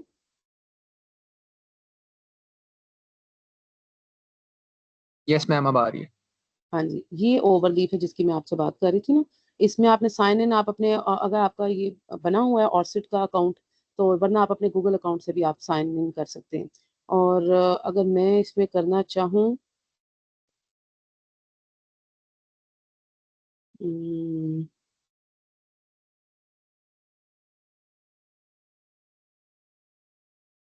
इसमें आपको अकाउंट देना पड़ेगा, ईमेल और पासवर्ड देना पड़ेगा। और उसके बाद अपनी वो आईडी दे के, वो नंबर होता है कॉर्सेट का, वो आप डालें तो आप अपना और से ये जो है ओवरलीफ का अकाउंट भी ओपन कर सकते हैं। ठीक है, अगर न्यू अकाउंट बनाना है तो आप न्यू अकाउंट भी, इसमें देखिए ना लॉगिन भी हो रहा है, और आप टेम्पलेट्स इसमें जितने भी जर्नल्स हैं जिनमें भी आप काम करना चाहते हैं उन सबके टेम्पलेट्स इसमें मौजूद होते हैं। ठीक है, तो आपके लिए आसानी है, आप लेटेक्स टेम्पलेट जो है वो आप इसमें देख सकते हैं। सारे लेटेक्स टेम्पलेट्स इस ओवरलीफ के अंदर होते हैं। ठीक है, आप कोई भी, जैसे अब मैं इधर डालती हूँ, इसको सर्च कर लें, सीवीज हो, रिज्यूम, ये देखें आप, ये सारे स्प्रिंगर के लेटेक्स टेम्पलेट्स आपके पास आ गए। अगर मैं स्प्रिंगर के डालूंगी, ठीक है, तो कोई भी जर्नल है आप उसका स्प्रिंगर कर करें, या फिर आप जो भी आप लेना चाहते हैं टेम्पलेट, इसको मैं ओपन कर सकती हूँ। एल्सवेयर का भी कर सकते हैं, कोई भी कर सकते हैं। ओपन करके ओपन एज अ टेम्पलेट कर लेंगे। देखिए इसमें साइड पे वो दिखा भी रहे हैं, शो कर रहे हैं कि किस तरीके से इसका पैटर्न कैसे आएगा। तो आप इसको ओपन एज अ टेम्पलेट कर सकते हैं। और टेम्पलेट के उसके लिए आपको लॉगिन करना पड़ेगा। तो लॉगिन के लिए आप अपने गूगल अकाउंट से भी इसको लॉगिन कर सकते हैं। अगर ऑर्सिट का अकाउंट है उससे भी कर सकते हैं, ये ऑप्शन उन्होंने दिए हुए हैं। या अगर आप अपने जो आपका इंस्टीट्यूशनल लॉगिन है उससे भी कर सकते हैं, ठीक है। और अगर बिल्कुल कुछ नहीं है तो आप इसको रजिस्टर भी कर सकते हैं। नीचे से पहले आप इसको रजिस्टर कर लें, और रजिस्टर करने के बाद आप इसमें आराम से इसके ऊपर आप काम कर सकते हैं। जो सा मर्जी आप टेम्पलेट इस्तेमाल करें, ठीक है। तो चाहे स्प्रिंगर का कर लें, चाहे एल्सवेयर का कर लें, जो भी आप ढूंढेंगे इधर आराम से। अगर आप सीवी बनाना चाहते हैं अच्छी सी, तो वो भी आपको मिल सकती है ना। तो आप जो भी आप टेम्पलेट है इसमें, सीवी टेम्पलेट्स है कोई भी, वो आपको मिल जाएगी। ये मॉडर्न सिंपल सीवी और ये सारे आपको टेम्पलेट्स है। तो ये ओवरलीफ है, ठीक है, जो मैं बात करती हूँ। उसके बाद एक बच्चे ने पूछा कि प्लेजरिज्म कैसे रिमूव कर सकते हैं। तो प्लेजरिज्म के लिए टर्निटिंग मैंने आपको बताया। आप टर्निटिंग के जरिए भी प्लेजरिज्म को रिमूव कर सकते हैं। या फिर लेकिन उसमें भी आपको इंस्टीट्यूशनल एक्सेस चाहिए होती है। या फिर एक आपके पास है क्विल बोल्ट प्लेजरिज्म रिमूवर भी है, वो भी किसी हद तक रिमूव कर देता है प्लेजरिज्म। यानी अगर मैं आपको दिखा सकूं क्विल बोल्ट भी, जो मैं यूज करती हूँ,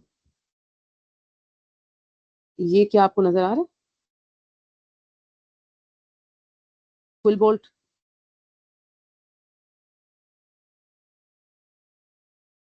मैम लॉगिन आई हुई है लॉगिन आई हुई है, साइन। चलिए एक सेकंड। तो फिर क्विल बोल्ट के लिए मुझे लगता है दोबारा इसको,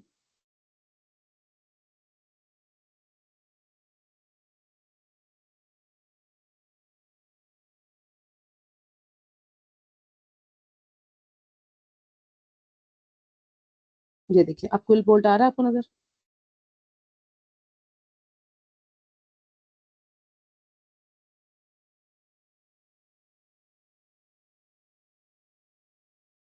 यस मैम अब आ रहा है। हाँ जी। तो ये आप कुल बोट यूज करके, ये देखिए इसमें पैराफ्रेजिंग भी है, आप ग्रामर चेक भी कर सकते हैं, इसमें प्लेजरिज्म चेक भी कर सकते हैं, इसमें एआई डिटेक्टर, वो अगर आपका एआई है जो भी काम है वो भी आप चेक कर सकते हैं, ह्यूमनाइजर भी कर सकते हैं। कुछ चीजें इसमें पेड वर्जन से मिलती हैं, नीचे जैसे लिखा हुआ है गेट प्रीमियम। तो लेकिन काफी हद तक ये फ्री है, मतलब बहुत सारा काम आपका फ्रीली हो जाएगा इसके अंदर, ठीक है। तो ये बड़ा अच्छा एक टूल है फुल बोर्ड, जिससे आप कोई भी अगर आप लाइन लिखते हैं तो आप उसका इजीली जो है वो ये कर सकते हैं।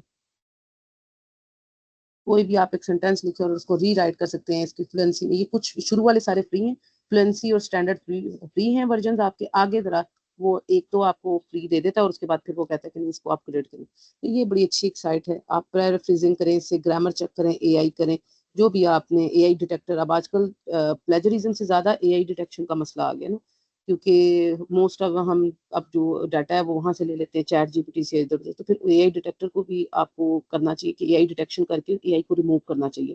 क्योंकि जब आप पेपर सबमिट कराते हैं ना जर्नल में, तो उसने जरूर एआई डिटेक्शन करनी है, आप चाहे करें ना करें। तो उसने जब एआई डिटेक्शन करनी है वो फिर आपके लिए ट्रबल सम हो जाएगा। तो आपने कोशिश करना है कि एआई डिटेक्शन, एआई जो है वो रिमूव करके, और अब प्लेजरिज्म भी रिमूव करके फिर आप उसको अपने सबमिट कराएं पेपर को, ठीक है। इसके अलावा अगर कोई क्वेश्चन है?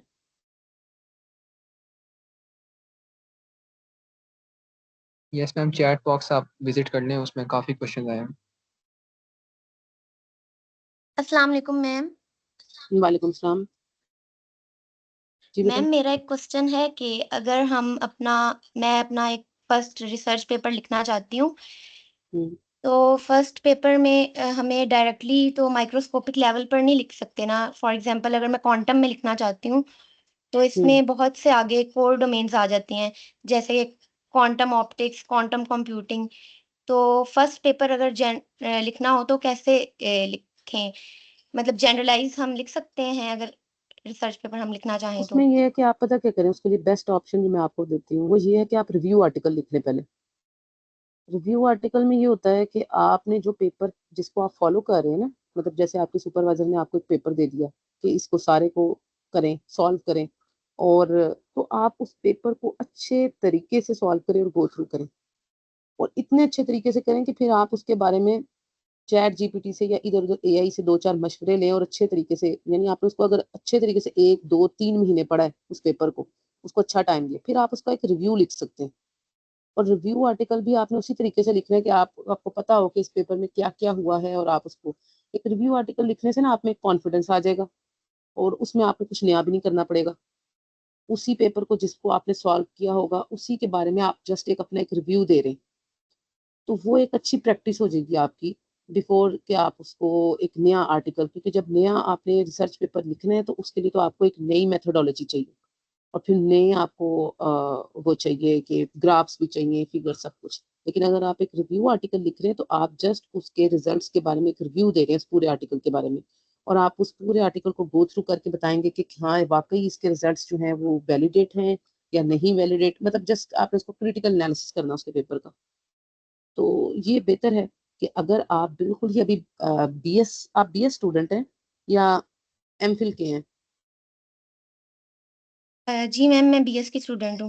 हाँ, तो बेटा बस बीएस की अगर आप स्टूडेंट है तो आपके लिए रिव्यू आर्टिकल बड़ा है, यानी आप फर्स्ट रिसर्च आर्टिकल लिखने से पहले आप एक रिव्यू आर्टिकल लिखें, और आप किसी भी पेपर को पकड़ें और उसके अच्छा सा उसका 2-3 महीने उस पर लगाएं, और आप एक अच्छा सा रिव्यू अपने साथ, अपने जो कोलैबोरेटर्स है एक दो और अपने स्टूडेंट्स एक ग्रुप बनाएं, और मिल के उसके ऊपर एक रिव्यू आर्टिकल लिखें, ताकि आप सबको एक बेनिफिट हो जाएगा, आपको पता चलेगा कि आर्टिकल कैसे लिखा, राइटअप कैसे होता है, और उसका भी आपको ओवरलीप से मिल जाएगा पैटर्न। आप जिस जर्नल में भी, बहुत सारे जर्नल्स हैं रिव्यू आर्टिकल को व्यू करते हैं, तो आपको पैटर्न मिल जाएगा कि कैसे रिव्यू आर्टिकल आपने लिखे। ठीक है, तो मैं आपको ये रेकमेंड ओके करूँगी। मैम। मैम, मैंने कुछ रिसर्च पेपर रीड भी किए हैं गूगल स्कॉलर पर, तो हम्म। उनमें काफ़ी रिसर्च पेपर्स में ना सॉफ्टवेयर यूज़ हुए हुए हैं। तो डायरेक्टली सॉफ्टवेयर तो यूज़ करना थोड़ा डिफ़िकल्ट है, तो इस तरह क्योंकि कुछ उनमें मैथमेटिक्स जो है वो सॉफ्टवेयर के थ्रू हो रही है। हाँ, तो नहीं, डायरेक्टली आप, ज़ाहिर बात है अभी तो आप नहीं कर सकते, लेकिन इंशाल्लाह आप आगे जाके तो उसको परस्यू कर सकते हैं ना सॉफ्टवेयर्स को। तो अभी आप जस्ट एक प्रैक्टिस के लिए, इसलिए मैंने कहा कि जब आप एक रिव्यू आर्टिकल लिखेंगे ना, तो उसमें थोड़ा बहुत सिमुलेशन, थोड़ा बहुत अभी आप प्रैक्टिस स्टार्ट करें, क्योंकि ये जो प्रैक्टिस है आपकी, ये आगे जाके आपको एमफिल में और उसके बाद पीएचडी में तो बहुत ज़्यादा हेल्पफुल होगी। तो अगर आप बीएस में इतने अच्छे थोड़ा सा काम करना शुरू कर देंगे, तो ये आपको पीएचडी तक बहुत ज़्यादा हेल्पफुल हो जाएगा।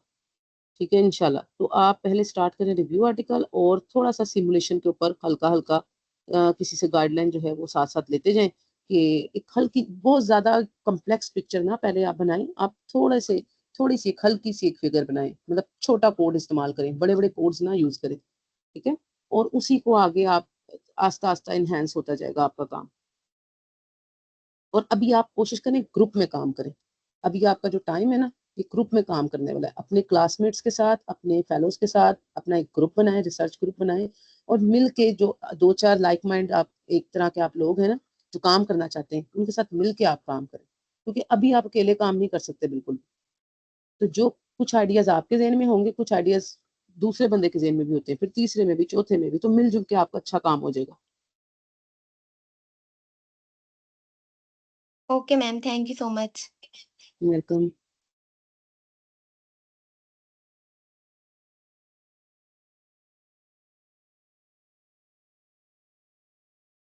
अच्छा, मैं अभी इसमें देख रही हूँ रिसर्च में टाइम।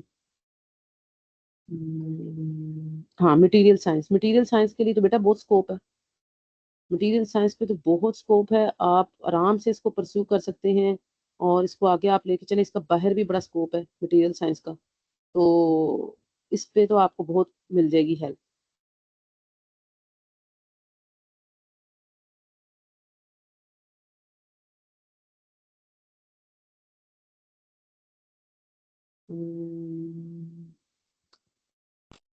वो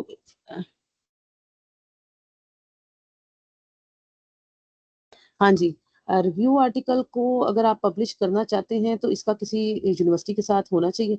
नहीं, वैसे अगर तो आप यूनिवर्सिटी स्टूडेंट हैं तो ज़ाहिर सी बात है आपका यूनिवर्सिटी का नाम तो आएगा ना आपके साथ, और अगर आप प्राइवेट स्टूडेंट हैं तो फिर आप प्राइवेटली भी कर सकते हैं, फिर इसमें कोई ज़रूरत नहीं है आपको यूनिवर्सिटी की एसोसिएशन की। लेकिन यूनिवर्सिटी स्टूडेंट के साथ तो ज़ाहिर बात है यूनिवर्सिटी का नाम आएगा, लेकिन ज़रूरी नहीं है, अगर आप प्राइवेट हैं तो आप वैसे भी कर सकते हैं research. Directly the pattern from the previous literature and sources.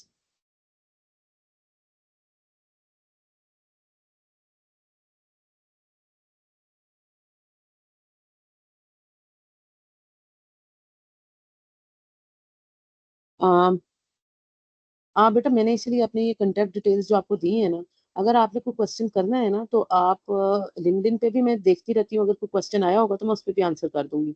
और दूसरे में भी आप जहाँ पे भी करेंगे क्वेश्चन, लिंक्डइन में आप कर दें, सबसे अच्छा मैसेज कर दें, तो मैं आपको आंसर कर दूंगी अगर आपने कोई भी क्वेश्चन कभी करना हो। हम्म,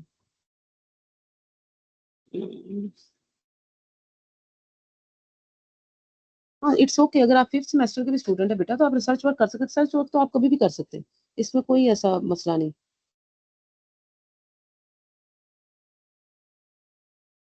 अ, अच्छा, आपने मटेरियल्स को इन्वेस्टिगेट कर लिया, अभी आपने सैम और एक्सआरडी और एफटीआईआर टेक्निक्स जो हैं वो यूज कर रहे हैं, ठीक है, तो वेरी गुड, तो ये तो बहुत अच्छा है। तो इन टेक्निक्स को जो आप यूज कर रहे हैं इनको आप एलेबोरेट कर सकते हैं, आप एक रिसर्च आर्टिकल लिख सकते हैं बिल्कुल। अगर आपने कोई उस पर इन्वेस्टिगेट कर लिया है, कुछ पैरामीटर्स और कुछ निकाल लिया उस मटेरियल के बारे में, तो आप जरूर उसको राइट डाउन कर सकते हैं। हम्म, अच्छा, पहली बात तो ये है कि आप ये पूछ रहे हैं what are the key points of the criteria we should consider to evaluate the whether our work is suitable for research paper. ये आपने नहीं सोचना। आपने जब रिसर्च एक मैं आपको बताती हूँ, आपने एक रिसर्च वर्क कर लिया ना, आपने कुछ इन्वेस्टिगेट कर लिया है, फिर आपने डरना नहीं है उसको लेके। अगर आप उसको लेकर डरते रहेंगे कि ये ना हो जाए वो ना हो जाए, तो फिर आप कुछ नहीं कर सकते। क्योंकि मैंने बहुत सारे, मेरी सीनियर्स भी हैं, मैं बड़ी उनकी रिस्पेक्ट करती हूँ, मेरे टीचर्स भी कुछ ऐसे हैं जिन्होंने अभी तक पूरी पूरी जिंदगियां गुजार के तो 10-10 पेपर भी नहीं निकाले। तो वो इसी चक्कर में, इसी में डरते ही रह जाते हैं कि पता नहीं हमारा, हम पेपर निकालेंगे तो उसमें क्या हो जाएगा, तो कुछ भी नहीं होता। मैं आपको बता रही हूँ कि मेरा एक पेपर, अब मैं आपको एक खुली अपनी एग्जांपल देती हूँ, वो ये है कि मेरा जो लास्ट ईयर का पेपर था एम स्टार वाला, जिसकी मैं बात करूँ जो अब जाके पब्लिश हुआ है, वो मैंने पिछले साल जुलाई में सबमिट कराया था फिजिक्स ऑफ प्लाज्मा के जर्नल में। लेकिन वो ना, वो वहाँ बहुत देर तक वहाँ चलता रहा, वो एक रिव्यूअर ऐसे मिल गया, और अच्छा, हम तो, हमारे लिए वो रिव्यूअर एनोनिमस होते हैं, यानी हमें नहीं पता होता वो कौन रिव्यूअर है, लेकिन रिव्यूअर को पता होता है कि हम कौन। तो मे भी उनको कोई मसला भी हो सकता है, ऐसा भी समटाइम्स होता है कि बहुत सारे रिव्यूअर ऐसे आपको मिल जाते हैं जो आपको जानते होते हैं, और वो फिर आपसे अच्छे अच्छे बदले लेते हैं।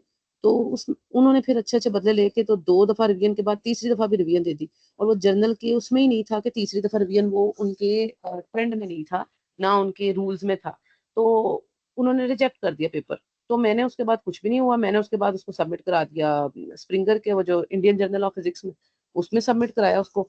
और उसमें सबमिट कराया तो उधर भी कोई वही जर्नल, वही अल्लाह के फजल से वही वाला रिव्यूअर जो पिछले में था, क्योंकि सेम क्वेश्चंस उसने उस वाले जर्नल में भी किए, लेकिन अल्लाह के फजल से उसमें शुक्र है कि वो पेपर मेरा एक्सेप्ट हो गया। तो मैं आपको ये बता रही हूँ कि वो बड़ा बड़ा टफ टाइम आपको मिलता है, आपने डरना नहीं, घबराना नहीं किसी चीज से। आपको क्रिटिसाइज भी करेंगे, सब कुछ करेंगे, तो ऐसा कोई पैटर्न नहीं कि आप समझे कि आपका, आपने अगर कोई नया वर्क कर लिया ना, तो फिर आप उस पर डटे रहें और अल्लाह का नाम लेके उसको पब्लिश करने का सोचें। चाहे वो सही है चाहे गलत है, जरूरी नहीं कि हर इंसान सही काम ही दुनिया में कर रहा है। जाहिर बात है कि रिसर्च है तो रिसर्च में गलतियां भी हो सकती हैं। तो आपने बस ये कोशिश करनी कि आपका वर्क चाहे सही है गलत है वो पब्लिश होना चाहिए, ताकि पता तो चले ना उसमें क्या फ्लॉज हैं, क्या कमियां रह गई हैं, आपने क्या उसको करना है। और इससे आपने बिल्कुल नहीं घबराना। अम्म, ठीक है, in the work in the according to the future. हाँ ये भी अच्छा है, आप जो कर रहे हैं काम, ये एमएस जोलॉजी की जो स्टूडेंट है, currently doing the research on the effect of the probiotics and probiotics on देसी हैं, बिल्कुल ठीक, ये बिल्कुल है, इसका भी स्कोप है। बाहर के जो कंट्रीज हैं उसमें मटेरियल साइंस का, और ये जो आप बियोलॉजिकल जो आपकी इन्वेस्टिगेशंस है ना, और अगर आप फ्यूचर प्रोसेस में बहुत काम है, यहाँ तक कि एग्रीकल्चर का भी बहुत काम है, यानी आप एग्रीकल्चर में भी अगर कोई कर रहे हैं तो वो उसका भी बड़ा स्कोप है। तो और क्वांटम का तो बहुत ही ज्यादा स्कोप है। ठीक है, तो आपने ना बीएस में, जो बच्चे बीएस कर रहे हैं, बल्कि जो एमफिल भी कर रहे हैं, वो एक बात ध्यान में रखें कि पीएचडी करने से पहले पहले आपने ये सोच लेना है, पहले अपना स्कोप देख लें कि आपने को पीएचडी किस में करनी चाहिए, क्योंकि उसके बाद आपको कोई मौका नहीं मिलेगा अपना अपना जो फील्ड चेंज करने का। अगर आप चाहते हैं अपनी फील्ड को चेंज करना तो शुरू में ही चेंज कर लें, आप उस काम की तरफ जाएं जिसका स्कोप है, ठीक है, और जिसके ज्यादा से ज्यादा बाहर आपको अवार्ड्स या स्कॉलरशिप्स मिलते हैं। और वो ज्यादातर मटेरियल साइंस है, वो एग्रीकल्चर है, ये जो जो बियोलॉजिकल स्टडीज हैं, जैसे कि आप ये जो बता रही हैं कि देसी हैंस के ऊपर और इस तरह से इनका काम है, या फिर कोई आप ऐसी कोई मेडिसिन के ऊपर काम कर रहे हैं, या कोई बायोलॉजिकल सेल्स की स्टडी कर रहे हैं, या आप इस तरह के जो जिनके सिग्निफिकेंस है ना, आपने ये बात जहन में रखनी है कि ऐसा काम जिसका बाहर रिसर्च कम्युनिटी को ज्यादा से ज्यादा फायदा है, उस पे आपने जरा वो वाली फील्ड आपने चूज करनी है। क्योंकि अभी आप स्टूडेंट्स हैं, आपके साथ ऐसी कोई मजबूरियां नहीं है कि आप जहाँ नहीं कर जा सकते, वहां नहीं जा सकते, ये नहीं कर सकते, आप सब कुछ कर सकते हैं। ठीक है, तो आपने बिल्कुल वो वाली फील्ड लेनी है जिसमें आपको ज्यादा से ज्यादा स्कोप हो।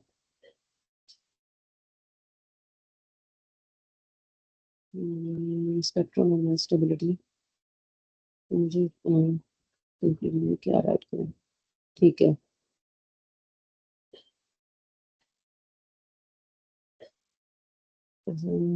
स्पेक्ट्रम एंड मैथ स्टेबिलिटी, ठीक है।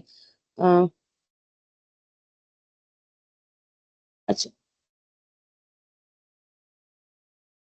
अच्छा, आपने जो भी ये जो मैथ स्टेबिलिटी आपने स्टडी की ना, स्पेक्ट्रम एनालिसिस, तो वैसे बहुत सारी चीजों का डिपेंड करता है आपका मटेरियल कौन सा, क्योंकि स्पेक्ट्रम एनालिसिस और जो मैथ स्टेबिलिटी है ना, ये तो ऐसी जैसे XRD और ये पहले भी लोगों ने यूज किए, लेकिन आपका जो मटेरियल है वो उस पर डिपेंड करता है कि उसके रिजल्ट्स क्या आ रहे हैं। ठीक है, उस हिसाब से अपना कंक्लूजन आपने लिखना है कि वो जो मटेरियल आपने चूज किया जिसके ऊपर आप ये मैथ स्टेबिलिटी और जिसका स्पेक्ट्रम एनालिसिस आप कर रहे हैं, तो उस मटेरियल को आप देखें, चैट जीपीटी से डाल के देखें, उधर से क्वेश्चन करें कि क्या इस पे किसी ने पहले कोई काम किया हुआ है। ठीक है, और उसके हिसाब से आप देखें कि अगर और किसी ने अगर काम किया तो किस सन में किया था, उसके बाद यानी अगर 10-15 साल पुराना काम भी किसी ने किया हुआ ना बिलफर्ज, तो अब आप अगर उस पर काम करें तो वो मैटर नहीं करता, मतलब आपका काम मैटर करेगा फिर। ठीक है ना, तो आपने ये देखना है कि अगर बहुत पुराना किसी ने काम किया और अब आप उस पर नया काम कर रहे हैं तो वो मैटर करेगा। तो कंक्लूजन बेटा जो आपके रिजल्ट्स आएंगे आपने वही लिखने, अपने बिल्कुल उसको चेंज नहीं करना, बिल्कुल अपने रिजल्ट्स को ऊपर नीचे नहीं करना, जैसे रिजल्ट्स आपके आ रहे हैं आपने वही लिखने। और उसका सिग्निफिकेंस भी आपने बताना है कि इसका ये हमारा मटेरियल सिग्निफिकेंस है और उसकी आगे फ्यूचर जो स्टडीज हैं वो क्या हो सकती हैं। Will the paper be acceptable if you use the supported readings in our results? हाँ जी, आप अगर सपोर्टेड रीडिंग्स करेंगे रिजल्ट्स में तो आपका पेपर एक्सेप्टेबल होगा, बिल्कुल। हाँ जी, मैं आपको अभी अपनी मिसाल बताई है कि सबमिट आप करा सकते हैं सोलो ऑथर। मैंने अपने, मेरा हाल है more than 5 paper solo author ही सबमिट कराए हैं, लेकिन ये मैं आपको बता दूं, is it important to have support of university? अब मैं सपोर्ट ऑफ यूनिवर्सिटी की तो जरूरत नहीं है, क्योंकि मुझे कोई इस यूनिवर्सिटी की सपोर्ट नहीं है। मैं आपको पता है कि मैं यहाँ पे मरे कॉलेज सियालकोट में हूँ, तो मुझे तो बिल्कुल कोई इंस्टीट्यूशनल सपोर्ट नहीं है। हाँ, जीसी यूनिवर्सिटी की मैं पहले स्टूडेंट थी लाहौर की, और उससे मुझे पहले शुरू में सपोर्ट मिली, लेकिन अब जाहिर सी बात है, अब मैं उनकी काफ़ी पुरानी अब वो स्टूडेंट हो गई हूँ, तो अब मुझे उस तरह की सपोर्ट नहीं है। लेकिन अ, आप सोलो ऑथर कर सकते हैं अगर आपको अपने काम पे ग्रिप है तो।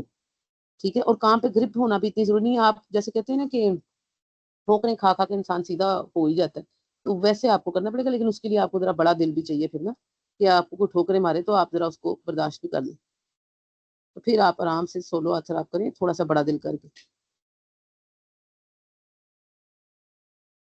Review work or review work, then how and where I can publish it? See?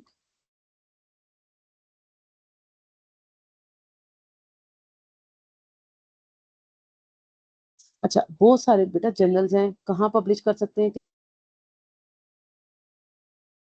Work से जो भी आपका प्रॉब्लम स्टेटमेंट है ना, या जो टाइटल है आपका जो आपने, आप उसको डालें। ठीक है, और उसको डाल के चैट जीपीटी में बेशक डाल लें, और डाल के देखें कि उसके ऊपर कौन कौन से जर्नल्स, रिलेटेड जर्नल्स उसमें लिखें कि इससे रेलेवेंट जर्नल्स कौन कौन से हैं।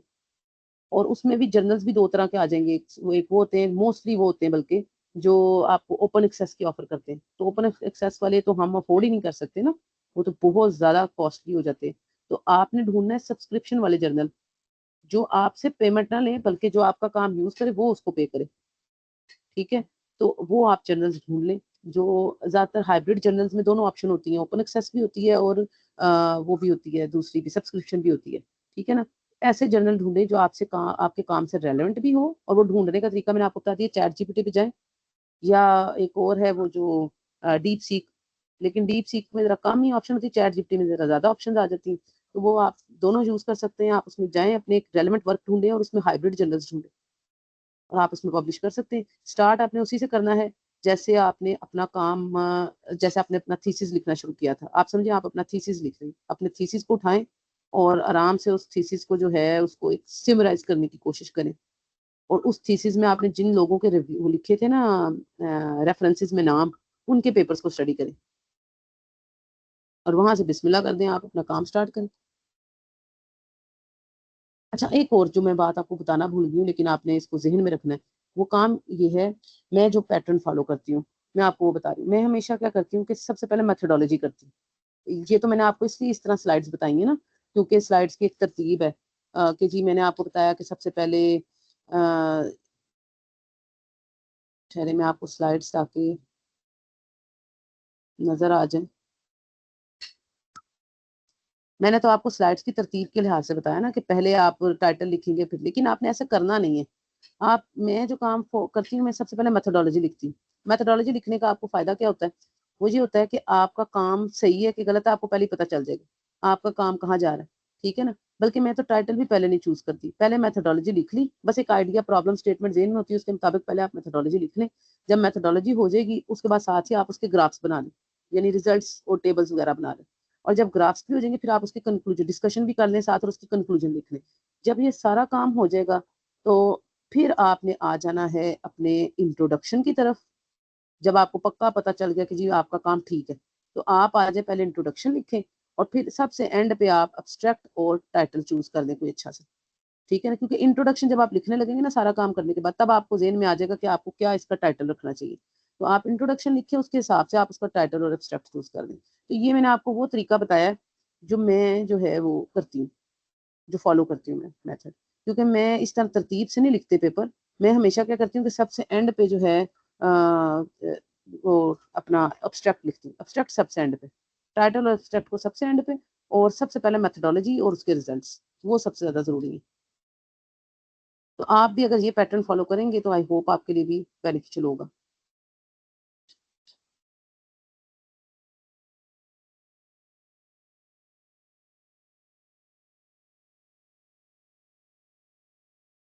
अच्छा, ये after writing one paper we can get foreign country scholarship. ये डिपेंड करता है कि आपका पेपर जो है वो कितना इम्पैक्ट जर्नल भी देखें आप जिस जर्नल में पेपर सबमिट करा रहे हैं, सिर्फ आपने सबमिट नहीं कराना, आपने ये भी देखना है कि उस जर्नल का इम्पैक्ट क्या है।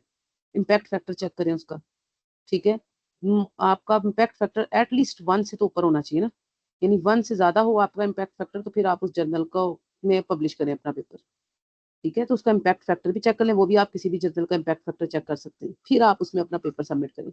ताकि आपकी जब क्राइटेरिया आपका बनेगा ना तो फिर उस हिसाब से वो आपको आपकी एक मार्किंग होती है। मैंने जब इस स्कॉलरशिप के लिए अप्लाई किया था ना, ये जो हायर एजुकेशन स्कॉलरशिप के लिए, ये पंजाब हायर एजुकेशन कमीशन ने मुझे जो दिया था बाहर का फॉरेन स्कॉलरशिप, तो उसमें जितने पेपर थे उसकी मार्किंग उन्होंने की थी, यानी जितने पेपर सबमिट हो गए हुए थे हर पेपर का कितने जर्नल का जो इम्पैक्ट फैक्टर था उस हिसाब से उन्होंने उसकी मार्किंग की थी और फिर आपके टोटल पॉइंट्स बने थे। तो आपने कोशिश करनी है कि पेपर तो एक लिख लिया है, लिख के आपने जब पब्लिश कराना है तो फिर किसी अच्छे जर्नल में कोशिश करें कि पब्लिश हो, जिसका इम्पैक्ट फैक्टर एटलीस्ट 1 से तो ऊपर हो।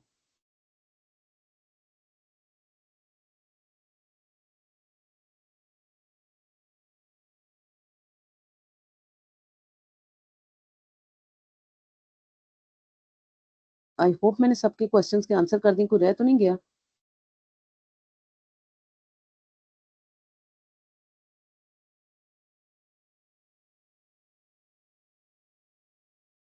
Yes, ma'am. I guess all the questions are answered. Hmm. Thank you so much, ma'am, for such a valuable and practical session. We truly appreciate the time and the effort you took to guide us through the treasures of research writing. Thank you all for joining us Thank today. We hope if you found this webinar helpful and enlightening. A huge shout out to the teams of SPS UT Texla and SPS IIUI for organizing this collaborative event successfully. Until next time, stay- sorry to cut you Abdul Basit. yes, yes, ma'am. बेटा ये मेरा ख्याल है कि जो लाइबा शहजादी हैं उन्होंने hand raise किया। Is there any question? मैं उनको अनम्यूट कर देता हूँ.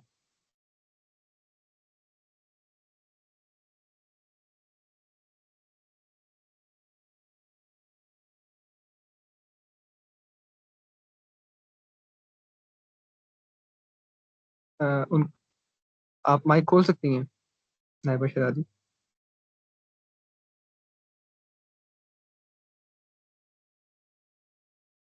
Laba, you can open your mic and ask the question.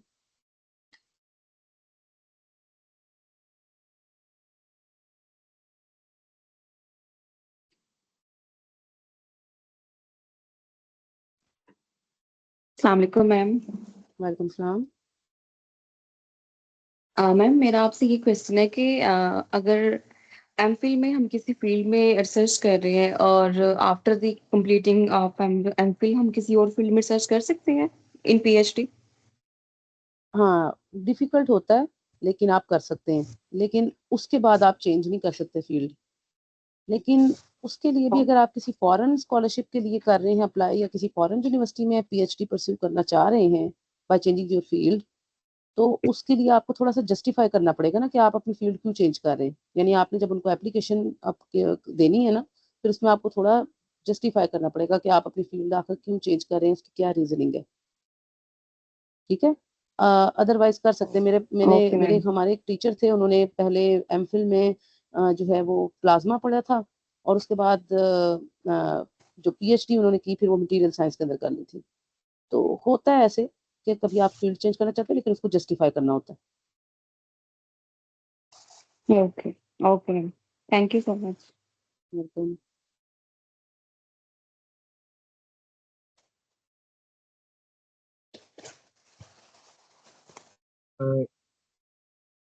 Ma'am, there are some more participants.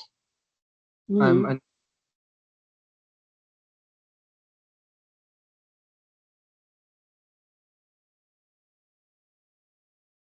Muhammad Huzaifa, please turn on the mic and ask.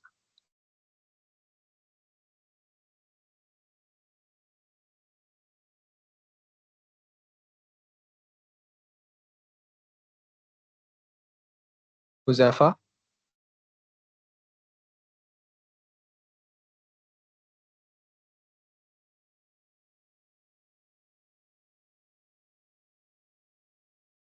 Ma'am, am I audible? या Zeppa, बेटा, you can ask the question. I guess his mic is not working. Hmm,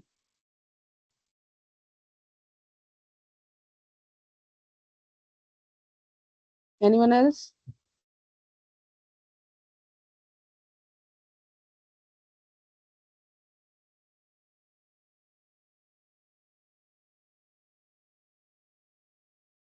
I hope मैंने कोशिश तो ये की है कि आपको ईच एंड एवरी जो उसमें एस्पेक्ट है रिसर्च राइटिंग का वो आपको पता चल जाए, ताकि आपको कोई मसला ना हो। फिर भी अगर आपके कोई क्वेश्चंस होंगे तो you can ask me on LinkedIn पे, आप मैसेज कर सकते हैं, ठीक है, इनबॉक्स कर सकते हैं। I would like to answer, और मैं उसको आंसर करूंगी मैम इंशाल्लाह। आप जो मैंने आपको आज की टिप्स दी हैं उनको भी आप जेहन में रखें, ठीक है। आप अपना बिस्मिल्लाह करके अपनी रिसर्च राइटिंग जो है स्टार्ट करें, और सबसे पहले मेथोडोलॉजी पे फोकस करें, अपने रिसर्च स्टेटमेंट पे फोकस करें, क्वेश्चन स्टेटमेंट जो आप बनाना चाहते हैं और उसकी मेथोडोलॉजी क्या लेना चाहते हैं। फिर उसके बाद उसके ग्राफ्स देखें, क्योंकि अगर ग्राफ्स उस मेथोडोलॉजी के ठीक ना आए तो इट मीन्स आपका वर्क जो है वो नहीं है, टेक्निकली ठीक नहीं है, ठीक है ना। तो इसलिए मैं आपको पहले कहती हूँ कि आप मेथोडोलॉजी और अपना जो रिजल्ट्स एंड डिस्कशन सेक्शन है उसको पहले देखें, ताकि उसी से आपको अंदाजा हो जाएगा कि आपका काम जो है वो कितना ठीक है, या अगर नहीं ठीक तो वहीं से आपको अंदाजा होगा। फिर आप इंट्रोडक्शन पे और एब्स्ट्रैक्ट पे काम करें एट द एंड, ठीक है। तो ये चीज़ें बस आपने ध्यान में रखनी है। और बाकी मैंने आपको ओवरलीफ का भी बता दिया कि वहां पे आप पेपर राइटअप, जब आप सारा पेपर राइटअप कर लें, रफ एक राइटअप कर लें, तो उसके बाद आप ओवरलीफ के ऊपर उसको कॉपी पेस्ट कर सकते हैं, ठीक है। वो लैटिक्स फॉर्मेट है और उसमें बहुत सारे जर्नल्स के फॉर्मेट्स मौजूद हैं। आप जिस जर्नल में भी पेपर सबमिट कराना चाहते हैं, आप ओवरलीफ पे जाकर उस जर्नल का पेपर उस लैटिक्स फॉर्मेट में लिख सकते हैं। फिर उसके बाद मैंने आपको ये भी बता दिया कि आपने जब उसको पब्लिश करना है तो पब्लिश करने से पहले आपने उसका AI plagiarism each and everything जो है वो आपने चेक कर लेनी है, कि वो टर्निटिन में डाल के चेक कर लें, या क्विल बोल्ट में आप उसको चेक कर सकते हैं कि उसमें कोई मसला तो नहीं है, ठीक है, ताकि आपका जो एडिटर है वो आपका पेपर शुरू में ही रिजेक्ट ना कर दे। क्योंकि एडिटर अगर शुरू में नहीं रिजेक्ट करता, वो आगे उसको प्रोसेस कर देते हैं ना, तो फिर उसके बाद रिव्यूअर के पास पहले जाएगा ना। तो रिव्यूअर के पास जाने के लिए आपका पेपर अगर शुरू में ठीक होगा तो वो आगे रिव्यूअर के पास उसको फॉरवर्ड कर देगा। तो आपने ये बात ज़हन में रखनी है। अच्छा, उसके बाद आपने अच्छा जो पब्लिशिंग हाउस का अच्छा जर्नल आपने मोर देन 1 इम्पैक्ट फैक्टर आपने देखना है, जिसमें आपने पेपर जो है वो सबमिट कराना है, ठीक है। और सबमिट कराने के लिए फ्री जर्नल ढूंढे, सब्सक्रिप्शन वाला जर्नल ढूंढे, हाइब्रिड जर्नल, जिसमें दोनों ऑप्शंस मौजूद हों। ओपन एक्सेस वाली भी, जिसको जाहिर सी बात है हम नहीं फॉलो कर सकते, क्योंकि ओपन एक्सेस में बहुत पैसे इन डॉलर्स और इन पाउंड्स जो हैं वो चार्ज करते हैं। तो हम जाएंगे सब्सक्रिप्शन वाले में, जिसमें वो हमसे पैसे ना लें, हमारा काम पब्लिश करें, और पैसे जो है जो रीड करेगा उसको उसको या तो इंस्टीट्यूशनल एक्सेस होगी या उसको वो जो है बाय करेगा। ये चीज़ें आपने बस ज़हन में रखनी है। बाकी मैंने आपको आई थिंक सारी बातें बता दी हैं। फिर भी अगर आपको क्वेश्चन हो तो you can ask me later. अस्सलाम वालेकुम मैम। वालेकुम सलाम। मैम कैसी हैं आप, ठीक हैं? अल्हम्दुलिल्लाह। मैम मेरा एक क्वेश्चन है, प्लीज। मैंने आपको टेक्स्ट भी किया, शायद आपने भी देखा नहीं। मैंने रमेशा? एमफिल इकोनॉमिक्स किया हुआ है। जी जी, रमीसा बात कर रही हूँ। एमफिल इकोनॉमिक्स हूँ मैं, from GC women university Sialkot. जी बेटा। 2019 से 21 में किया, तो मेरा थीसिस अभी तक पब्लिश नहीं हुआ। तो can you help me? Thesis क्यों पब्लिश नहीं बेटा हुआ? आपके सुपरवाइजर अच्छा, मुझे ऐसा लगता है कि एमफिल इकोनॉमिक्स जो जीसी सियालकोट में है ना, उसमें तो मेरा हाल है थीसिस की कोई वो भी नहीं है, मतलब नेसेसरी नहीं है उसके लिए, ऐसा ही है। बिल्कुल ऐसे ही है, और बहुत स्ट्रगल के बाद ये मैंने खुद अपनी एफर्ट से किया था। मैं नाम नहीं लेना चाहूंगी, क्योंकि वहां पर इस तरह से सोर्सेज भी नहीं थे और कुछ भी नहीं था। और जो मैंने ना चूज की थी मेथोडोलॉजी, चैट जीपीटी में, माइट भी पॉसिबल आपने सुना हो, सीजी मॉडल। तो आप ऐसा 2021 करो में ना ना यूके कि ब्रेक्सिट के बाद उसने फर्स्ट जापान के साथ एफटीए किया था, तो मुझे इंटरेस्ट था एफटीएज में। तो मैम यू नाउ डैट आपने माशाल्लाह 18 आपके पेपर पब्लिश हो चुके हैं, आपको वही टॉपिक चूज करना चाहिए जिसमें आप इंटरेस्टेड हों। तो मैंने यूके जापान एफटीए को चूज किया था, फ्री ट्रेड एग्रीमेंट। 2021 में ना यूके ब्रेक्सिट के बाद उसने फर्स्ट इसके साथ एग्रीमेंट किया था। इतना स्ट्रांग वर्क था मेरा। तो वो सर ने मुझे ना, साथ उन्होंने मेरी कोई हेल्प नहीं की, जहां तक मेरा हो सकता था मैंने किया है। तो अभी तक स्टिल वो नहीं हो पा बेटा, रहा। आप ऐसा करो ना कि आप उसको एक आर्टिकल जी बना के पब्लिश कर लो, अगर आपका थीसिस पब्लिश नहीं, क्योंकि वो उनकी मेरा ख्याल है उनकी जीसी सियालकोट का इकोनॉमिक्स जो डिपार्टमेंट है ना, उसमें शायद थीसिस की वो नहीं है, रिक्वायर्ड नहीं है, तो इसलिए वो थीसिस पे काम काम ही नहीं करते। नहीं, तो रिक्वायर्ड आप तो है, रिक्वायर्ड तो है, लेकिन मतलब वो अवॉइड करते उस हैं, मुझे तरह ऐसे से लगा, क्योंकि पैशनेट मेरी हो। एक और कोलीग थी इकोनॉमिक्स पर, तो उनका भी नहीं हुआ थीसिस। वो इकोनॉमिक्स वाले डिपार्टमेंट वाले पता नहीं क्यों नहीं परस्यू करते थीसिस को, मुझे नहीं इसकी समझ।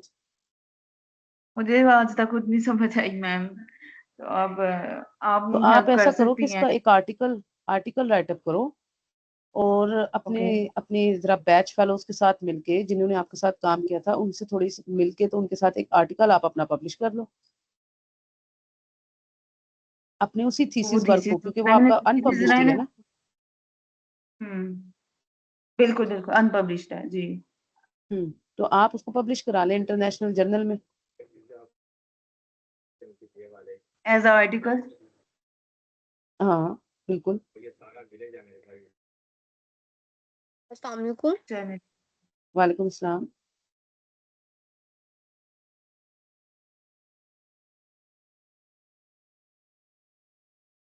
ठीक है रमेशा, आप इस पे परेशान ना हो, क्योंकि ये उनकी मेरा ख्याल है उसकी उनकी इसमें ही नहीं है ना, उनकी प्रायोरिटीज में ही नहीं है।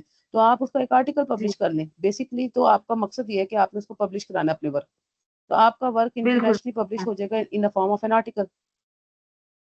जी मैम, ठीक है, थैंक यू ठीक है, सो मच तो मैम। आप उसको एक आर्टिकल फॉर्मेट में करें और बस बिस्मिल्लाह करें तो उसको पब्लिश करें। जी मैम, ठीक है, thank you so much. Welcome.